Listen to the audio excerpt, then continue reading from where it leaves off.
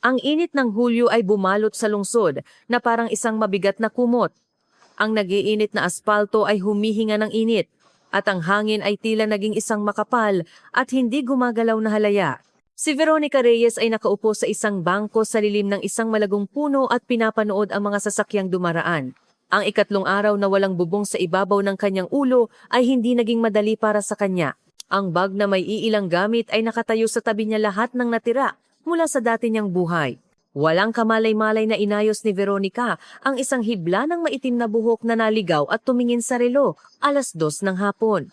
Ang pagpupulong ay itinakda sa 3:00 na nangangahulugang mayroon pa siyang oras upang mag-ipon ng kanyang mga iniisip.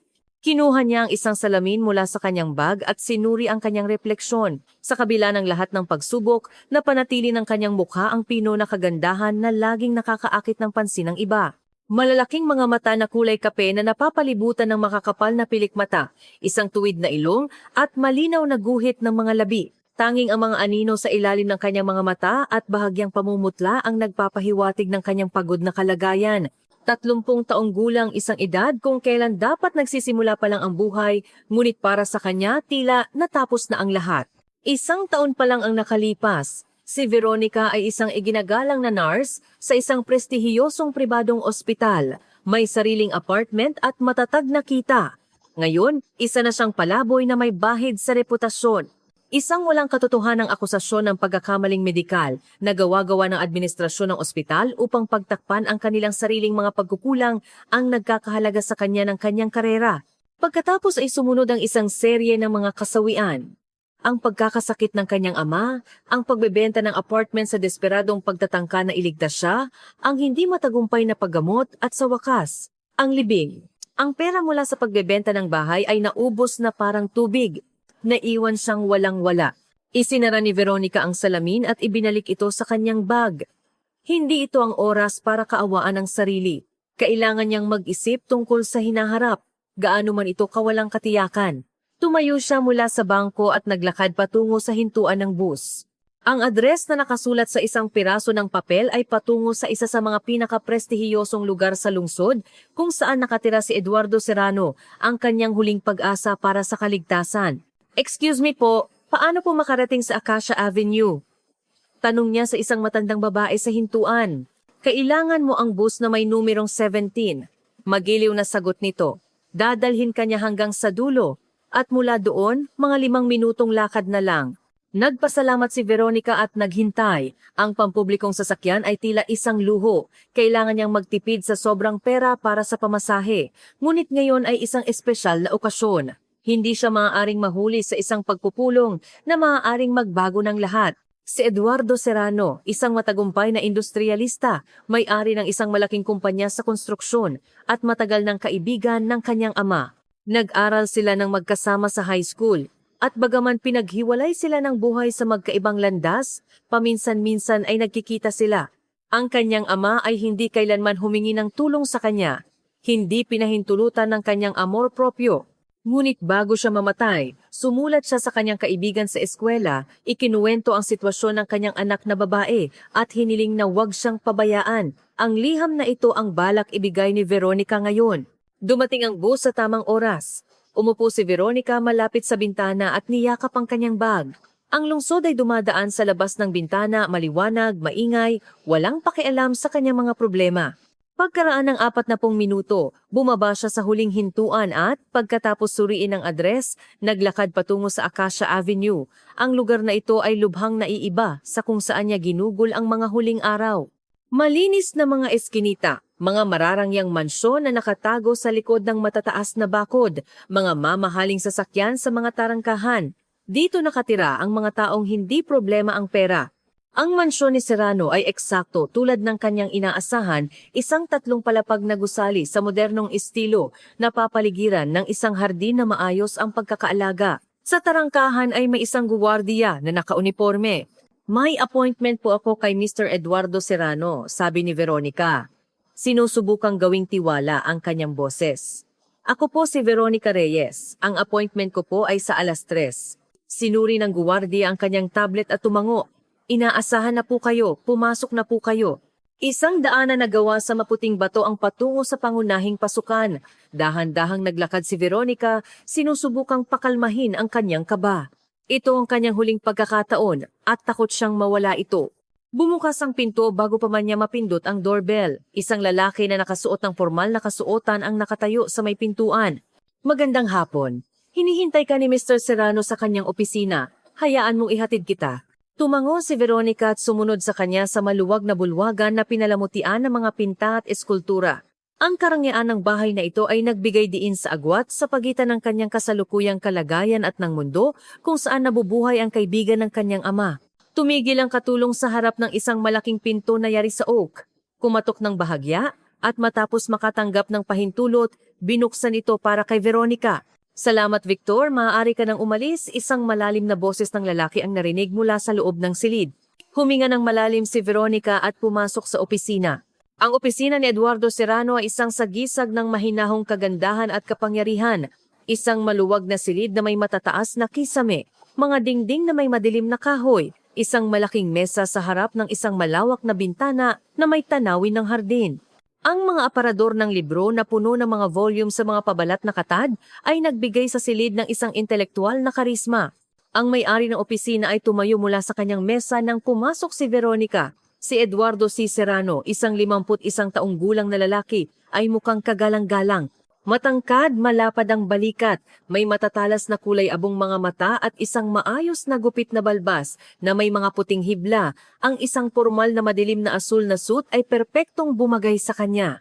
Miss Veronica Reyes, sabi niya, papalapit sa kanya.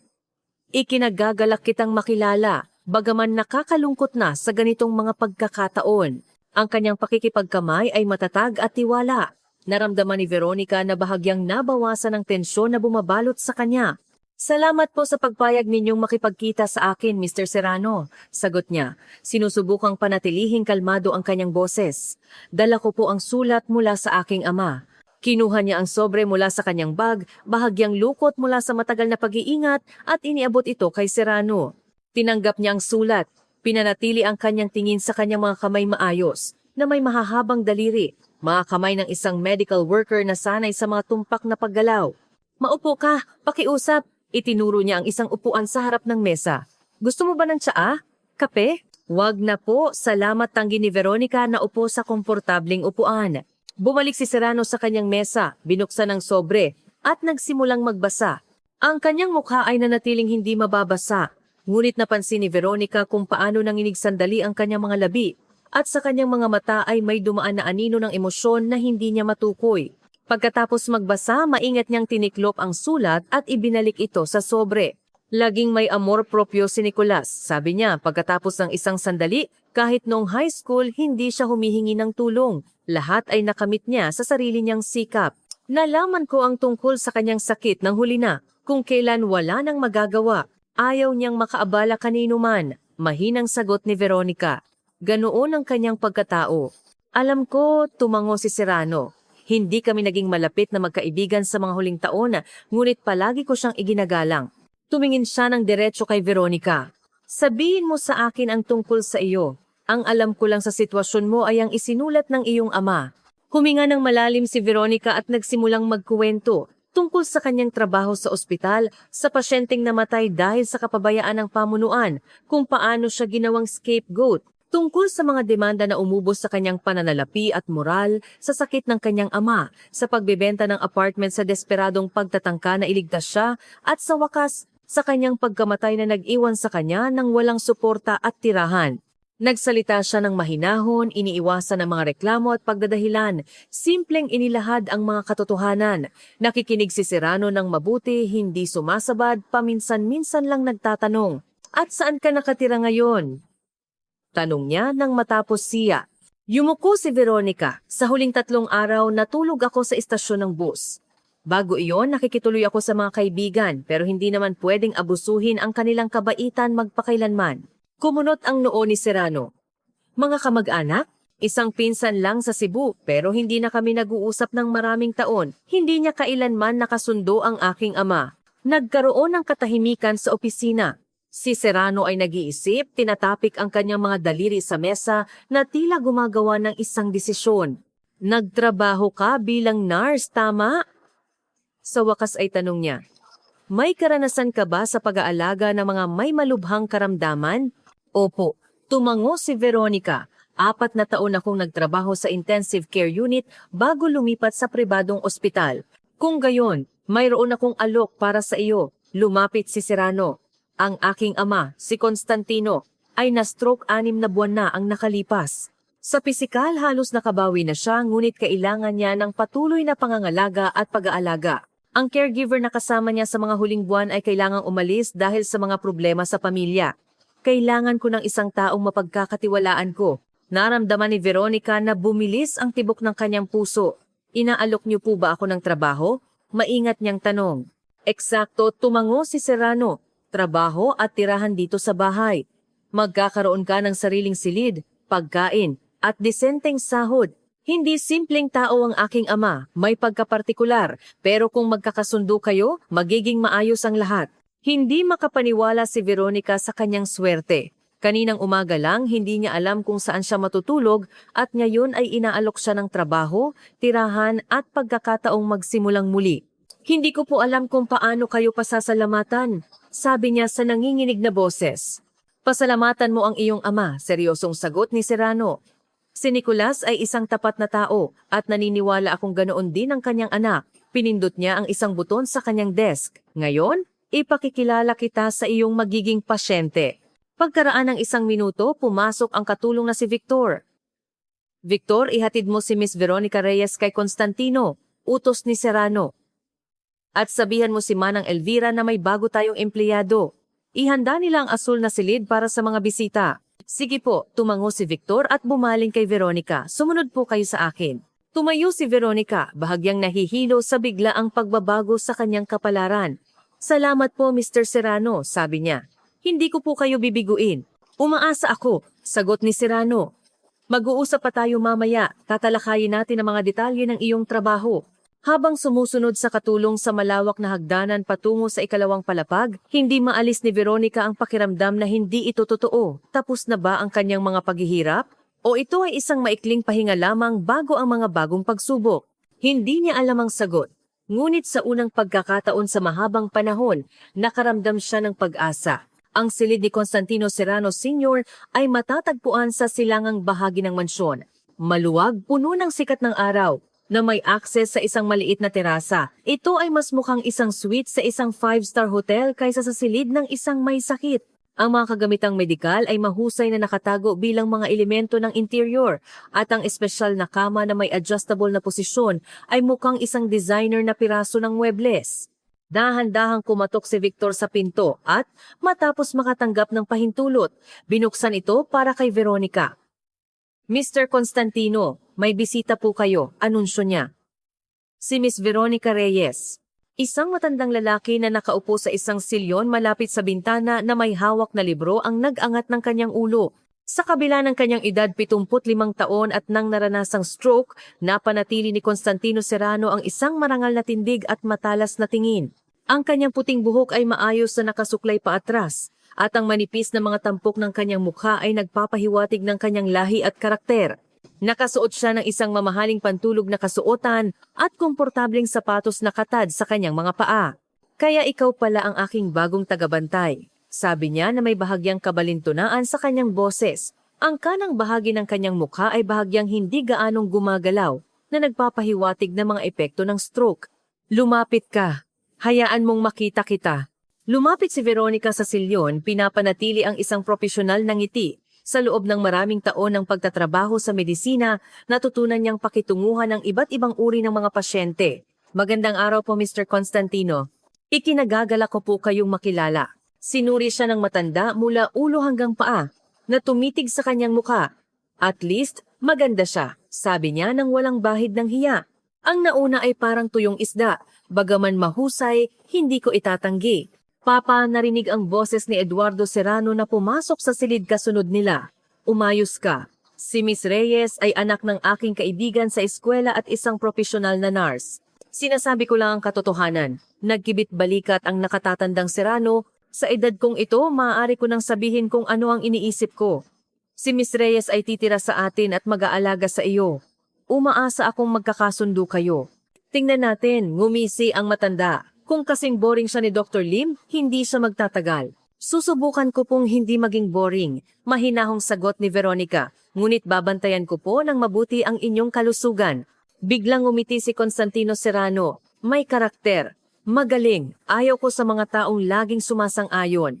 Napabuntong hininga ng ginhawa si Eduardo. Mukhang nagkasundo na kayo. Miss Reyes, feel at home. Si Manang Elvira, ang aming kasambahay, ang magpapakita sa iyo ng iyong silid kapag tapos na kayong magkakilala ni Papa. Sa gabi, pag-uusapan natin ng mas detalyado ang iyong mga tungkulin. Tumalikod siya para umalis, ngunit pumasok sa silid ang isang mataba at may edad ng babae, mga 60 taong gulang na may dalang tray, tsaa, sabi niya. Salamat Manang Elvira, tumango si Eduardo.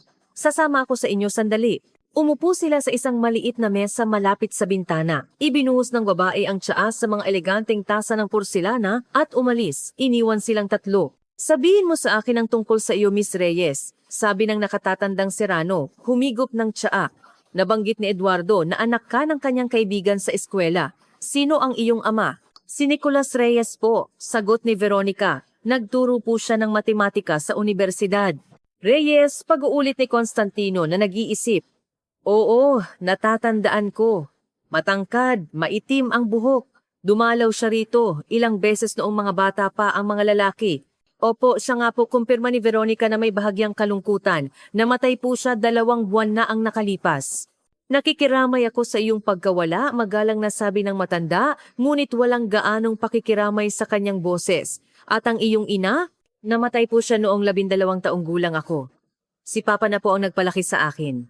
Mahirap, maikling sabi ni Constantino. At ikaw, isang nurse? Naging nurse po, pagtatama ni Veronica. Ang huling trabaho ko ay sa isang pribadong ospital, ang Medicum. Alam ko iyon, tumango ang matanda. Bakit ka umalis? Mabilis na tumingin si Veronica kay Eduardo. Bahagya itong tumango, nagpapahiwatig na maari siyang magsalita ng tapat. Tinanggal po ako matapos ang isang insidente sa isang pasyente. Tapat niyang sagot. Nagkamali ang pamunuan ng ospital, ngunit sa akin ibinunton ang sisi. Tumingin ng mabuti sa kanya si Constantino. At hindi mo ipinaglaban ang iyong reputasyon? Ipinaglaban ko po, matatag na sagot ni Veronica. Ngunit wala akong pera para sa magagaling na abogado o koneksyon. Ang ospital ay mayroon ng pareho. Tumango ang matanda na may kasiyahan. Isang tapat na sagot. Ayaw ko sa mga taong nagsisimulang magdahilan at magreklamo tungkol sa hindi makatarungang kapalaran. Laging sinasabi ni Papa, ang buhay ay hindi makatarungan. Masanay ka at magpatuloy, sabi ni Veronica na may bahagyang ngiti. Matalino ang iyong ama, hindi inaasahang mainit na sabi ni Constantino. Mabuti at nagpasya si Eduardo na tulungan ka. Lubos po akong nagpapasalamat para doon, tumingin si Veronica sa nakababatang Serrano. At susubukan kong suklian ang inyong tiwala. Inubos ni Eduardo ang kanyang tsaa at tumayo. Kailangan ko nang bumalik sa trabaho. Miss Reyes, kapag tapos na kayong magtsaa, bumaba ka sa bulwagan. Ipapakita sa iyo ni Manang Elvira ang iyong silid at ililibot ka sa bahay. Sige po, Mr. Eduardo. Tawagin mo na lang akong Eduardo, dagdag niya na may bahagyang ngiti. Hindi kailangan ng formal na tawagan sa pagitan ng... Nag-atubili siya sandali, sa pagitan ng mga kasama sa bahay. Nang magsara ang pinto sa likod niya, ngumisi si Constantino. Mga kasama sa bahay ha? Interesante. Pinili ni Veronica na huwag magkomento. Pakisabi po ang inyong pang-araw-araw na gawain at mga tagubili ng doktor, pag-iiba niya ng usapan. Kailangan kong malaman para maayos kong maorganisa ang pag-aalaga. Heto na naman tayo. Bumuntong hininga ang matanda, ngunit walang tunay na inis. Sige, makinig ka. Gumigising ako ng alas 7 ng umaga, walang alarm clock, nakasanayan na. Almusal ng alas 8, pagkatapos ay inom ng gamot isang buong set ng mga tableta na inireseta ni Dr. Lim. Alas 10, magaang ehersisyo. Pagkatapos nito, 1 oras ng pagbabasa. Tanghalian ng 1:00, pagkatapos ay sapilitang pahinga. Hapunan ng alas 7. At sa alas 10, karaniwan ay natutulog na ako. Nakinig ng mabuti si Veronica habang bumubuo ng plano sa kanyang isip. Sa kabila ng pagiging masungit, halata na si Constantino ay isang organisado at disiplinadong tao, kaya't hindi magkakaroon ng problema sa kanyang routine. Pagkatapos ng tiyaan, nagpaalam siya sa matandang Serrano at bumaba sa bulwagan kung saan naghihintay na si Manang Elvira, isang babaeng nasa 60 taong gulang na may mabait na mukha. "Halika, iha, ipapakita ko sa iyo ang iyong silid," sabi ng kasambahay. Ginagabayan si Veronica sa isang koridor patungo sa kanlurang bahagi ng bahay. Sinabi ni Sir Eduardo na ihanda ang asul na silid para sa iyo. Isa ito sa mga pinakamagandang silid na may tanawin ng hardin. Ang asul na silid ay isang maluwag na kwarto na may sariling banyo, pinalamutian ng may panlasa ngunit walang labis na karangyaan. Mukha itong komportable. Ang malaking bintana ay nakaharap nga sa hardin at ang kama na may malinis na sapin ay tila nagyayaya na mahiga pagkatapos ng 3 gabing walang tulog. "Magpahinga ka na," sabi ni Manang Elvira. Ang hapunan ay 7:00. Ang kainan ay nasa unang palapag. Pinapasabi ni Sir Eduardo na hinihintay kanya sa kanyang opisina pagkatapos ng hapunan. "Maraming salamat po," taus-pusong pasasalamat ni Veronica. Lumiwanag ang mukha ng kasambahay. Si Sir Eduardo ay isang mabuting tao kahit na istrikto, at si Sir Constantino naman hindi siya madaling pasyente. Pero kung makukuha mo ang kanyang loob, magiging maayos ang lahat. Nang umalis si Manang Elvira, bumagsak si Veronica sa kama sa sobrang pagod. Ang pagod ng mga huling araw ay bumalik ng may panibagong lakas. Tinanggal niya ang kanyang sapatos, humiga sa kama, at ipinikit ang kanyang mga mata. 1 minuto lang, sabi niya sa sarili, magpapahinga lang sandali. Nagising si Veronica sa isang mahinang katok sa pinto. Madilim na sa silid. Bigla siyang umupo sa kama. Hindi agad na unawaan kung nasaan siya. "Tuloy po," sabi niya habang inaayos ang kanyang magulong buhok. Isang batang katulong ang lumitaw sa pintuan. "Paumanhin po sa paggising sa inyo," sabi ng dalaga. Pinapasabi po ni Manang Elvira na ang hapunan ay sa loob ng 20 minuto. "Salamat," nag-atubili si Veronica. Hindi alam ang pangalan ng katulong. "Maria po," sabi nito na may ngiti.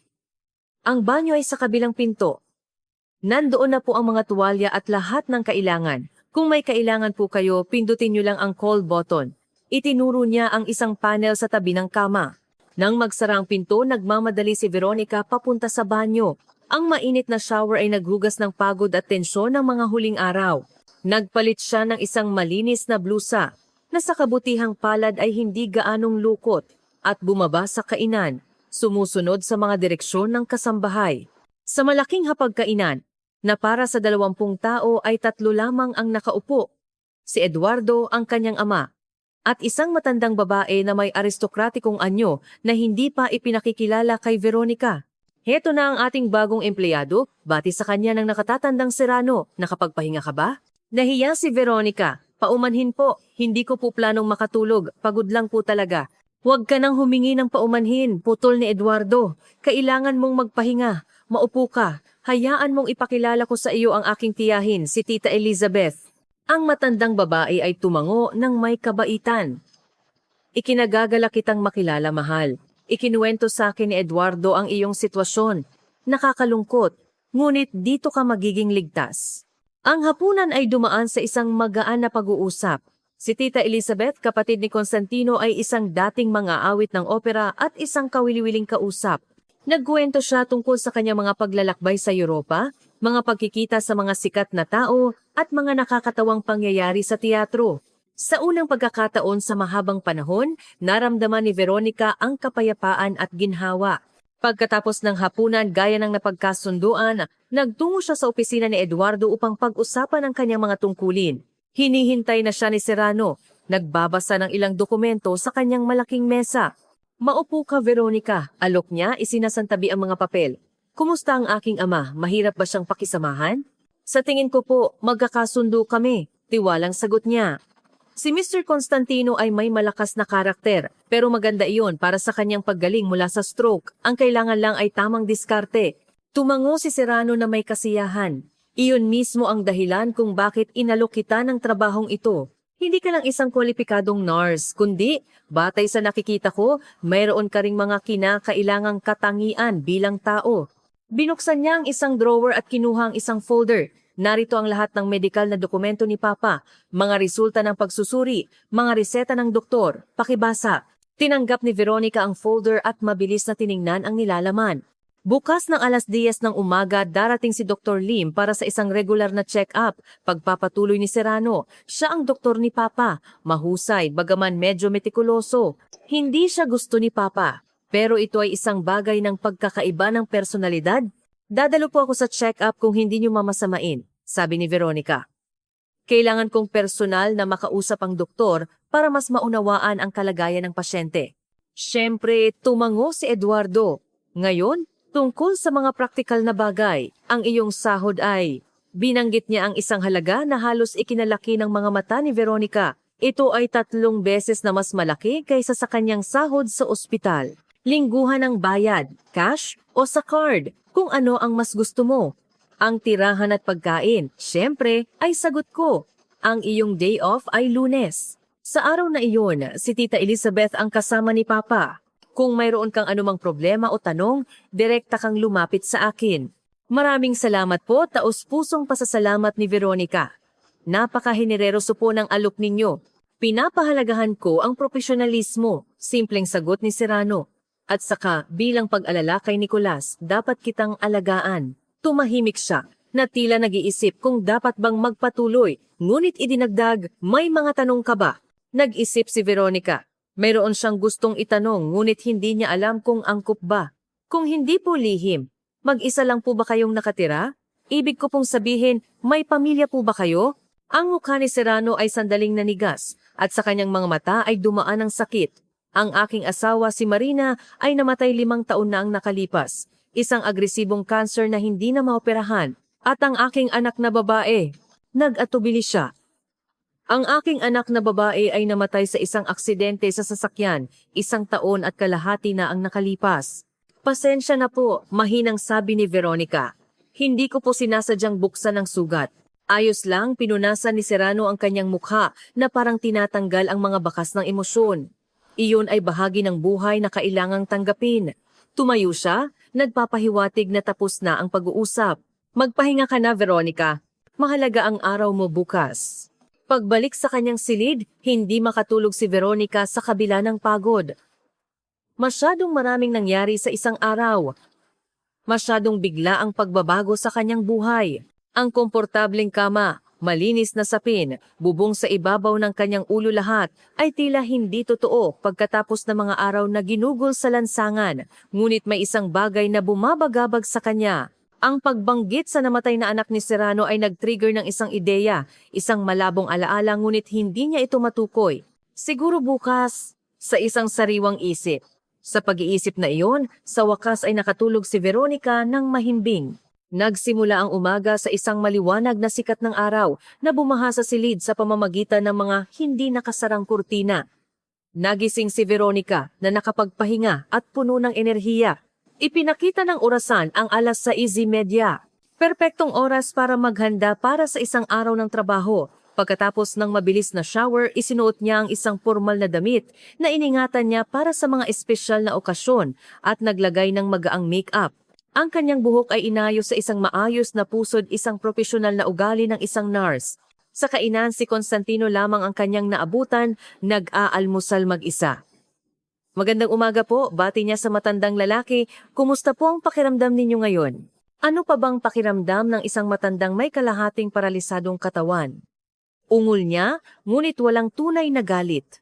Umupo ka't mag-almusal, si Manang Elvira ay gumagawa ng masarap na pandesal. Umupo si Veronica sa mesa at agad siyang binigyan ng katulong ng isang tasa ng mabangong kape at isang basket ng tinapay. Laging maagang nag-aalmusal si Eduardo at umaalis papuntang opisina, paliwanag ni Constantino. Napansin na tumitingin siya sa paligid at si Elizabeth ay mahilig matulog. Kaya sa umaga, karaniwan akong mag-isa. Ngayon po, hindi na, ngumiti si Veronica. Maaga po akong gumigising. Mabuti iyan, tumango ang matanda. Ayaw ko kapag ang mga tauhan ay naghihiga sa kama hanggang tanghali. Noong panahon ko, at nagsimula siyang magkwento tungkol sa kanyang kabataan, sa mahigpit na disiplina na umiiral noon sa mga kumpanya, kung paano niya sinimulan ang kanyang negosyo noong unang panahon. Nakikinig si Veronica ng may tunay na interes. Si Constantino pala ay isang mahusay na tagapagkwento. Pagkatapos ng almusal, tinulungan niya siya sa kanyang mga pang-umagang gawain at pag-inom ng gamot. Pagkatapos, Nagpunta sila sa hardin para sa isang magaang paglalakad. Si Constantino ay naglalakad gamit ang isang tungkod, ngunit medyo tiwala para sa kanyang kalagayan. Malaki po ang inyong pagbuti, sabi ni Veronica, pinapanood ang kanyang mga galaw. Maraming pasyente pagkatapos ng ganoong stroke ay hindi nakakabangon sa kama ng ilang buwan. Mayroon akong matibay na pangangatawan, may pagmamalaking sagot ng matanda. Buong buhay akong nag-eehersisyo. Hindi umiinom, hindi naninigarilyo. At saka, hindi ako isa sa mga sumusuko. Alas 10 gaya ng ipinangako, dumating si Dr. Lim, isang payat na lalaki na nasa 50 taong gulang na may metikulosong kilos. Sinuri niya si Constantino, kinuha ang kanyang presyon ng dugo, at tiningnan ang kanyang mga reflexes. Malinaw ang pag-unlad, sabi niya pagkatapos ng pagsusuri. Ngunit kailangan mo pa ring iwasan ang labis na pagod, Mr. Constantino, at sundin ang iyong dieta. Oo, walang asin, walang taba, walang matamis. Walang lahat ng nagpapasarap sa buhay, ungol ng matanda. Sabihin mo na lang kung kailan ako makakabalik sa trabaho. Masyado pang maaga para pag-usapan iyan, maingat na sagot ni Lim. Siguro sa 1 buwan o 2 kung magpapatuloy ang paggaling. Tumingin siya kay Veronica. Ikaw ang bagong caregiver, sa palagay ko? Veronica Reyes, isang nurse, pagpapakilala niya, kinakamayan ang iniabot na kamay. Napakabuti, tumango ang doktor. Nabanggit ni Eduardo na nakahanap siya ng isang kwalipikadong espesyalista. Narito ang listahan ng mga gamot at pamamaraan. Iniabot niya sa kanya ang isang papel. Bigyan ng espesyal na pansin ang masahe sa mga paa at kamay at pagsasanay sa paghinga. At bantayan ng presyon. Ito ay pabago-bago sa ating pasyente. Pagkaalis ng doktor, halatang nakahinga ng maluwag si Constantino. Isang boring na tao, komento niya. Pero mukhang alam niya ang kanyang ginagawa. Tama po siya tungkol sa masahe at ehersisyo, sabi ni Veronica.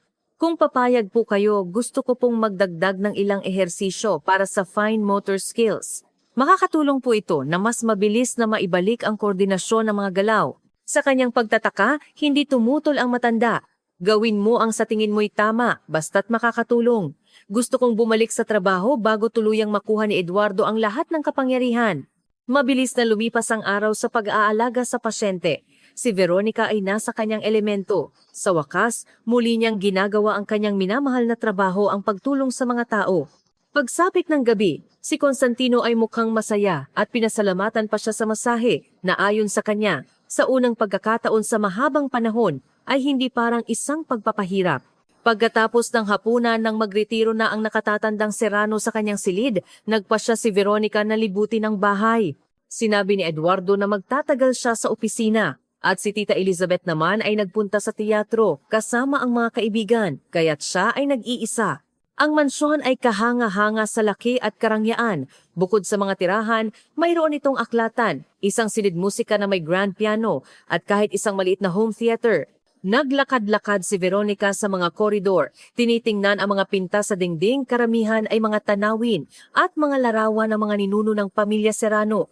Sa kanlurang bahagi ng bahay, natagpuan niya ang isang pinto na patungo sa isang maluwag na opisina, iba sa opisina ni Eduardo. Batay sa mga kasangkapan, ito ang silid ni Constantino, ang kanyang personal na espasyo para sa trabaho at pahinga. Hindi balak ni Veronica na pumasok sa pribadong lugar, ngunit bahagyang bukas ang pinto at nakuha ng kanyang pansin ang isang malaking litrato sa isang pilak na frame sa mesa. Lumapit siya para tingnan ito. Mula sa litrato ay nakatingin ang isang dalaga, isang magandang blonde na may maniningning na asul na mga mata at isang kaakit-akit na ngiti. May isang bagay sa kanyang mukha na tila pamilyar kay Veronica, ngunit hindi niya maalala kung saan niya nakita ang dalaga. Iyan si Kat, ang aking apo. Narinig ang boses ni Constantino sa kanyang likuran. Nagulat si Veronica at lumingon. Paumanhin po, hindi ko po sinasadyang pumasok. Bukas po kasi ang pinto at ako'y ayos lang. Naglakad ang matandang lalaki papasok sa opisina, nakasandal sa kanyang tungkod. Nakalimutan kong isara. Maupo ka kung gusto mo. Itinuro niya ang isang silyon malapit sa fireplace. At siya mismo ay umupo sa kabilang silyon. Si Katarina ay ang aking kaligayahan at karangalan. Pagpapatuloy niya, nakatingin sa litrato. Matalino, maganda, may karakter lahat na sa kanyang ina. Dapat sana ay siya ang magmamana ng aming negosyo. Nanginginig ang kanyang boses. Ngunit iba ang naging takbo ng tadhana. Nakikiramay po ako, mahinang sabi ni Veronica. Tumahimik ang matanda pagkatapos ay nagtanong, "Wala ka bang sariling anak?" "Wala po," umiling si Veronica. "Hindi po nangyari. Mahirap malampasan ang sarili mong anak," nag-iisip na sabi ni Constantino. Si Eduardo ay nagpapakatatag, pero nakikita ko kung gaano siya nasasaktan. Siya lang ang nagpalaki kay Kat pagkatapos mamatay ng kanyang asawa. Napakalapit nila sa isa't isa. Muling tiningnan ni Veronica ang litrato. Ang mukha ng dalaga ay tila pamilyar pa rin sa kanya, ngunit ayaw ibigay ng kanyang alaala ang tamang impormasyon. Paano po siya namatay? Maingat niyang tanong, umaasang hindi niya binubuksan ang masakit na alaala. Bumuntong hininga si Constantino, aksidente sa sasakyan. Pauwi siya mula sa Austria kung saan siya nagbakasyon kasama ang mga kaibigan. Sa isang bundok na kalsada, nahulog ang kanyang sasakyan sa isang bangin at nasunog. Ipinikit niya ang kanyang mga mata na parang tinataboy ang mga nakakatakot na larawan. Ang katawan ay lubhang nasunog. Nakilala lamang siya sa pamamagitan ng dental records at mga personal na gamit. Biglang may kumislap sa isip ni Veronica. Catarina Serrano? Isang taon na ang nakalipas sa isang psychiatric clinic kung saan nagtrabaho si Veronica pagkatapos matanggal sa medicum. May isang pasyente na kamukhang-kamukha ng dalaga sa litrato. Ngunit mas payat, na may patay na tingin at halos puting buhok dahil sa stress. Ang pangalan niya ay, ano nga ba ang pangalan niya? Elena, Eugenia, hindi maalala ang pangalan. Ngunit ang pagkakahawig ay kamangha-mangha. Anong nangyari sa'yo? Nag-aalalang tanong ni Constantino, napansin ang pagbabago sa kanyang mukha. Masama ba ang pakiramdam mo? Hindi po, ayos lang po, mabilis na tiniyak ni Veronica. Nakakalungkot lang po talaga ang trahedya. Oo, tumango ang matanda. Ang pinakamasaklap na maaring mangyari sa isang magulang, pilit siyang tumayo. Pupunta na ako sa aking silid. Nakakapagod ang araw na ito. Tinulungan siya ni Veronica na makarating sa kanyang silid. Siniguradong ininom niya ang kanyang panggabing gamot at binati siya ng magandang gabi. Ngunit siya mismo ay hindi makatulog, ginugulo ng isang kakaibang pakiramdam na ang kasagutan ay malapit na. Kailangan lang niyang alalahanin ang tamang pangalan. Elena! Elena! Elena! Elena! Elena! Oo, Elena! Cruz! Iyon ang pangalan ng pasyente sa psychiatric clinic. Ngunit siya ba talaga si Catarina Serrano o ito ay isang kamangha-manghang pagkakahawig lamang? At kung siya nga, ano talaga ang nangyari? Sino ang namatay sa aksidente sa sasakyan na iyon? Ang mga tanong ay umiikot sa isip ni Veronica. Hindi siya pinapatulog. Nauunawaan niya na kailangan niyang mag-ingat. Kung nagkakamali siya at ito ay isang pagkakataon lamang, ang kanyang mga hinala ay maaring magmukhang katawa-tawa at kahit na nakakainsulto sa pamilyang tumulong sa kanya. Ngunit kung tama siya, ano ngayon? Sa mga pag-iisip na iyon, sa wakas ay nakatulog si Veronica. Nagpa siya na mas malinaw ang isip sa umaga. Kinaumagahan, nagising si Veronica na may matatag na desisyon na alamin ang katotohanan. Pagkatapos ng almusal at mga pang-umagang gawain kasama si Constantino, nagpunta siya sa aklatan kung saan, ayon kay Manang Elvira, may isang computer na may internet access. Maaari mo itong gamitin anumang oras, paliwanag ng kasambahay. Ang password ng Wi-Fi ay nakasulat sa ilalim ng keyboard. Iniwan ng matandang Serrano na nagpapahinga pagkatapos ng masahe. Umupo si Veronica sa harap ng computer at nagsimulang maghanap ng impormasyon tungkol sa aksidente kung saan di umano'y namatay si Catarina. Sa mga archive ng balita, nakakita siya ng ilang mga artikulo na naglalarawan sa trahedya. Anak ng kilalang industrial sita, namatay sa aksidente, trahedya sa bundok, buhay ng tagapagmana ng imperyo ng konstruksyon, kinuha. Ang mga detalye ng insidente ay halos tumutugma sa ikinuwento ni Constantino. Si Catarina ay pauwi mula sa Austria sakay ng kanyang sasakyan. Sa isang palikulikong daan sa bundok, dahil umano sa pagpalya ng preno, nahulog ang sasakyan sa bangin at nasunog. Ang katawan ay lubhang nasunog na nagpahirap sa pagkakakilanlan. Kumunot ang noo ni Veronica. Kung hindi talaga si Catarina iyon, sino ang namatay sa sasakyang iyon? At ang pinakamahalaga, nasaan ngayon ang tunay na Catarina kung buhay pa siya? Naalala niya ang pasyente sa psychiatric clinic, si Elena. Dumating siya halos isang buwan pagkatapos ng di umano'y pagkamatay ni Catarina. Ang diagnosis, post-traumatic stress disorder at partial amnesia. Halos hindi siya nagsasalita, nakatingin lang sa bintana ng ilang oras, at ang kanyang mga dokumento ay kakaiba, tila ginawa ng nagmamadali. Sinubukan ni Veronica na alalahanin ang iba pang mga detalye. Sino ang nagdala kay Elena sa klinika? Tila isang lalaki na nagpakilalang kanyang tiyuhin. Matangkad, maitim ang buhok, at may malamig na mga mata. Nagbayad siya para sa paggamot sa loob ng 6 na buwan at hiniling na ilayo siya sa ibang mga pasyente at lalo na sa mga bisita. Biglang, isa pang mahalagang detalye ang sumagi sa kanyang isipan. Si Elena ay may peklat sa kanang pulso, isang manipis na puting linya na parang hiwa. At ang parehong peklat ay napansin ni Veronica sa litrato ni Katarina nang mas masusi niya itong tingnan kagabi.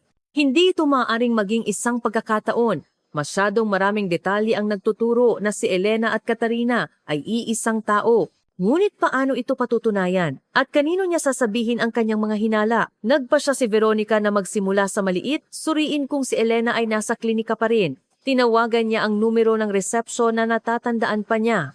Clarity Psychiatric Clinic, magandang araw. Sagot ng isang magiliw na boses. Magandang araw, sinikap ni Veronica na magsalita ng mahinahon. Ako po si Veronica Reyes. Nagtrabaho po ako dyan bilang nurse, 1 taon na ang nakalipas. Kailangan ko po ng impormasyon tungkol sa isang pasyente na inalagaan ko. Si Elena. Nag-atubili siya. Hindi maalala ang apelyido. Paumanhin po. Ngunit hindi kami maaaring magbigay ng impormasyon tungkol sa mga pasyente sa telepono, sagot ng empleyado. Ito po ay confidential. Siyempre, naiintindihan ko po. Mabilis na sumang-ayon si Veronica. Ngunit gusto ko po sana siyang dalawin kung nandyan pa siya. Napakatahimik po niya at isa ako sa iilan na kinakausap niya. Nagkaroon ng katahimikan sa kabilang linya. Sandali lang po, titingnan ko sa aming database. Naghihintay si Veronica ng may kaba. Kung nandoon pa si Elena, kailangan niyang mag-isip ng paraan para makipagkita sa kanya at alamin ang katotohanan. Elena Cruz, sa wakas, ay sabi ng empleyado. Ang pasyenteng iyon ay na-discharge na 8 buwan na ang nakalipas. Kinuha siya ng kanyang tagapag-alaga ang parehong tao na nagdala sa kanya. Ganun po ba? Salamat, sinikap ni Veronica na itago ang kanyang pagkadismaya. Maari niyo po bang sabihin kung saan siya inilipat? Paumanhin po, wala kaming impormasyong iyon. Hindi nag-iwan ng bagong contact information ang tagapag-alaga. Pagkababa ng telepono, nag-isip si Veronica. Kung si Elena ay si Katarina, nasaan siya ngayon? At sino ang misteryosong tagapag-alaga na iyon?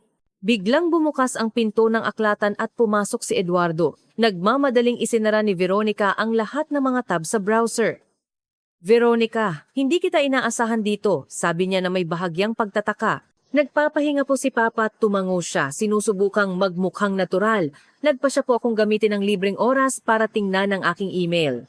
Tama iyan, sang-ayon ni Serrano. Ituring mong sa iyo ang bahay na ito. Lumapit siya sa isa sa mga aparador. Pumunta ako rito para kunin ang mga dokumentong nakalimutan ko kaninang umaga. Dapat ay, heto. Kinuha niya ang isang folder mula sa estante at tumalikod para umalis. Ngunit huminto siya. Nga pala, gusto kong itanong, kumusta ang pagtatrabaho mo kay Papa? Walang problema? Ayos na ayos po, tiniyak ni Veronica. Si Mr. Constantino ay isang kawili-wiling kausap at isang disiplinadong pasyente. Masarap siyang katrabaho. Masaya akong marinig iyan, ngumiti si Serrano. Alam mo ba, kagabi, sa unang pagkakataon sa mahabang panahon, may sinabi siyang maganda tungkol sa isang empleyado. Sabi niya, hindi ka raw katulad ng mga typical na caregiver. Mula sa kanya, iyon ang pinakamataas na papuri. Ngumiti si Veronica.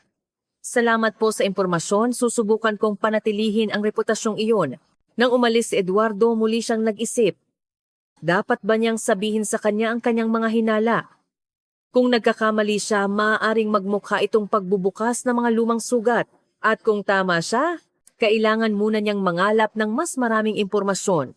Bumalik si Veronica sa computer at binuksan ang search engine. Sa pagkakataong ito, nagpa siya siyang maghanap ng impormasyon tungkol sa mga kasosyo sa negosyo ni Serrano. Marahil ang kasagutan ay naroon. Hindi nagtagal, nakahanap siya ng ilang mga artikulo tungkol sa Serrano Construction at ang pamunuan nito. Si Eduardo ang CEO at kasama sa board of directors ang ilang iba pang tao, kabilang ang 2 vice-presidente, sina Alexei Gomez at Anton Salazar. Napapitlag si Veronica nang makita ang litrato ni Gomez. Siya ang lalaking nagdala kay Elena sa klinika, isang matangkad na lalaki na may maitim na buhok at malamig, mapanuring tingin. Ngayon, sigurado na siyang hindi walang basehan ang kanyang mga hinala. Ipinagpatuloy niya ang pag-aaral ng impormasyon tungkol kina Gomez at Salazar. Pareho silang matagal ng kasosyo ni Serrano. Magkasama nilang itinatag ang kumpanya noong dekada 90. Si Gomez ang namamahala sa pananalapi, si Salazar naman sa mga legal na usapin. Sa unang tingin, lahat ay mukhang normal para sa isang malaking negosyo. Ngunit pagkatapos ay nakakita si Veronica ng isang kawili-wiling artikulo sa isang business magazine na may petsang halos 2 taon na ang nakalipas. Sinasabi nito ang tungkol sa isang alitan sa pagitan ng mga shareholder ng Serrano Construction at ang posibleng paghahati ng kumpanya. Nabanggit na nais sina Gomez at Salazar na palawakin ang negosyo sa isang direksyon na itinuturing ni Eduardo na masyadong mapanganib. Dahil ba sa pera? Naisip ni Veronica. Kung si Catarina ay naging saksi sa isang krimen ng mga kasosyo ng kanyang ama at itinanghal nila ang kanyang pagkamatay upang pagtakpan ang katotohanan, ano ang maaari niyang nalaman? Ang kanyang pag-iisip ay pinutol ng pag-ring ng kanyang cellphone. Si Manang Elvira, Veronica, gising na si Sir Constantino at hinahanap ka. Papunta na po, sagot ni Veronica at nagmamadaling pumunta sa kanyang pasyente. Sinalubong siya ng nakatatandang Serrano na may hindi nasisiyahang tingin. Saan ka ba nagpunta? Ilang beses na akong tumawag. Paumanhin po Mr. Constantino, nasa aklatan po ako at hindi ko narinig ang tawag. Paumanhin ni Veronica. May nangyari po ba?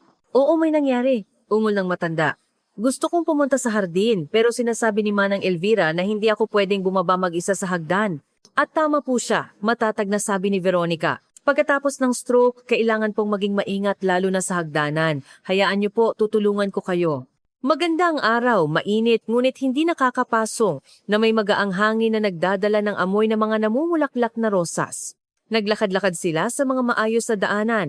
At tila ninanamnam ng nakatatandang Serrano ang bawat sandali ng paglalakad na iyon. Alam mo, kapag nakahiga ka lang sa kama ng ilang linggo, nagsisimula mong pahalagahan ang mga simpleng bagay, hindi inaasahang pag-amin niya. Ang sikat ng araw, sariwang hangin, ang kakayahang gumalaw ng mag-isa. Natural po iyan, tumango si Veronica, kaya mahalagang huwag mawala ng pag-asa at ipagpatuloy ang pakikipaglaban para makabalik sa normal na buhay. Matalinong mga salita para sa isang batang babae, ngumisi ang matanda. Naaalala ko sa iyo ang aking yumaong asawa. Optimista rin siya. Sabi niya walang problemang hindi malulutas sa sapat na tiyaga at isang tasa ng masarap na tsaa. Nakarating sila sa isang gazebo na napapalibutan ng mga baging at umupo para magpahinga. Sabihin niyo po sa akin ang tungkol sa inyong apo. Hiling ni Veronica. Nagpa siyang samantalahin ang pagkakataon. Paano po siyang tao? Lumiwanag ang mukha ni Constantino. Sikat ay espesyal. Matapang tulad ng kanyang ama, ngunit may pinong kaluluwa tulad ng kanyang ina. Mahilig siya sa tula, musika. Ngunit kasabay nito, marunong siya sa negosyo na parang isang propesyonal. Inihahanda siya ni Eduardo bilang kanyang kahalili. Bumuntong hininga siya. Sa huling taon, bago ang insidente, aktibo siyang nakikilahok sa mga gawain ng kumpanya. Mayroon siyang espesyal na talento na makita ang mga bagay na hindi napapansin ng iba. Sa anong paraan po? Maingat na tanong ni Veronica. Napapansin niya ang maliliit na detalye, mga hindi pagkakatugma sa mga ulat, mga kakaibang bagay sa mga kontrata. Paliwanag ng matanda, hindi ito laging nagugustuhan ng aming mga kasosyo, lalo na si Gomez. Sanay siyang hindi kino-question ang kanyang mga financial schemes. Naramdaman ni Veronica na bumilis ang tibok ng kanyang puso. Palapit na sila sa katotohanan. Hindi po sila magkasundo. Hindi naman sa hindi magkasundo. Nag-isip si Constantino. Masasabing mayroon silang magkaibang pananaw sa hinaharap ng kumpanya. Si Alexei ay laging hilig sa mga mapanganib na operasyon, habang mas gusto ni Kat ang isang matatag at tiyak na paglago. Tumahimik siya. Isang buwan bago ang kanyang pagkamatay, nagkaroon sila ng malaking alitan dahil sa isang kontrata. May hinala si Kat at gusto niyang magkaroon ng independent audit. Si Gomez ay tutol na tutol. At ano po ang nangyari sa alitan? Sinusuportahan ni Eduardo ang kanyang anak. Ipinilit niya ang pagsusuri, ngunit walang natagpo ang malaki, maliliit na paglabag lamang. Sobrang nagalit si Alexei noon, nagbanta pa siyang aalis sa negosyo. Pagkatapos, syempre, kumalma siya. Bumuntong hininga ang matanda at pagkaraan ng isang buwan nangyari ang trahedya. Alam mo, minsan iniisip ko na kung hindi namin ipinilit ang audit noon, baka buhay pa si Kat ngayon. Nagpa siya si Veronica na sumugal. Sa tingin niyo po ba ang kanyang pagkamatay ay maaring hindi isang aksidente? Biglang lumingon sa kanya si Constantino. Anong ibig mong sabihin? Wala po akong partikular na ibig sabihin, mabilis na tiniyak ni Veronica. Batay lang po sa inyong sinabi, mayroon siyang alitan sa isang mahalagang tao sa kumpanya at hindi nagtagal pagkatapos noon nangyari ang trahedya. Ipinapahiwatig mo na maaaring may kinalaman si Gomez? Kumunot ang noo ng matanda.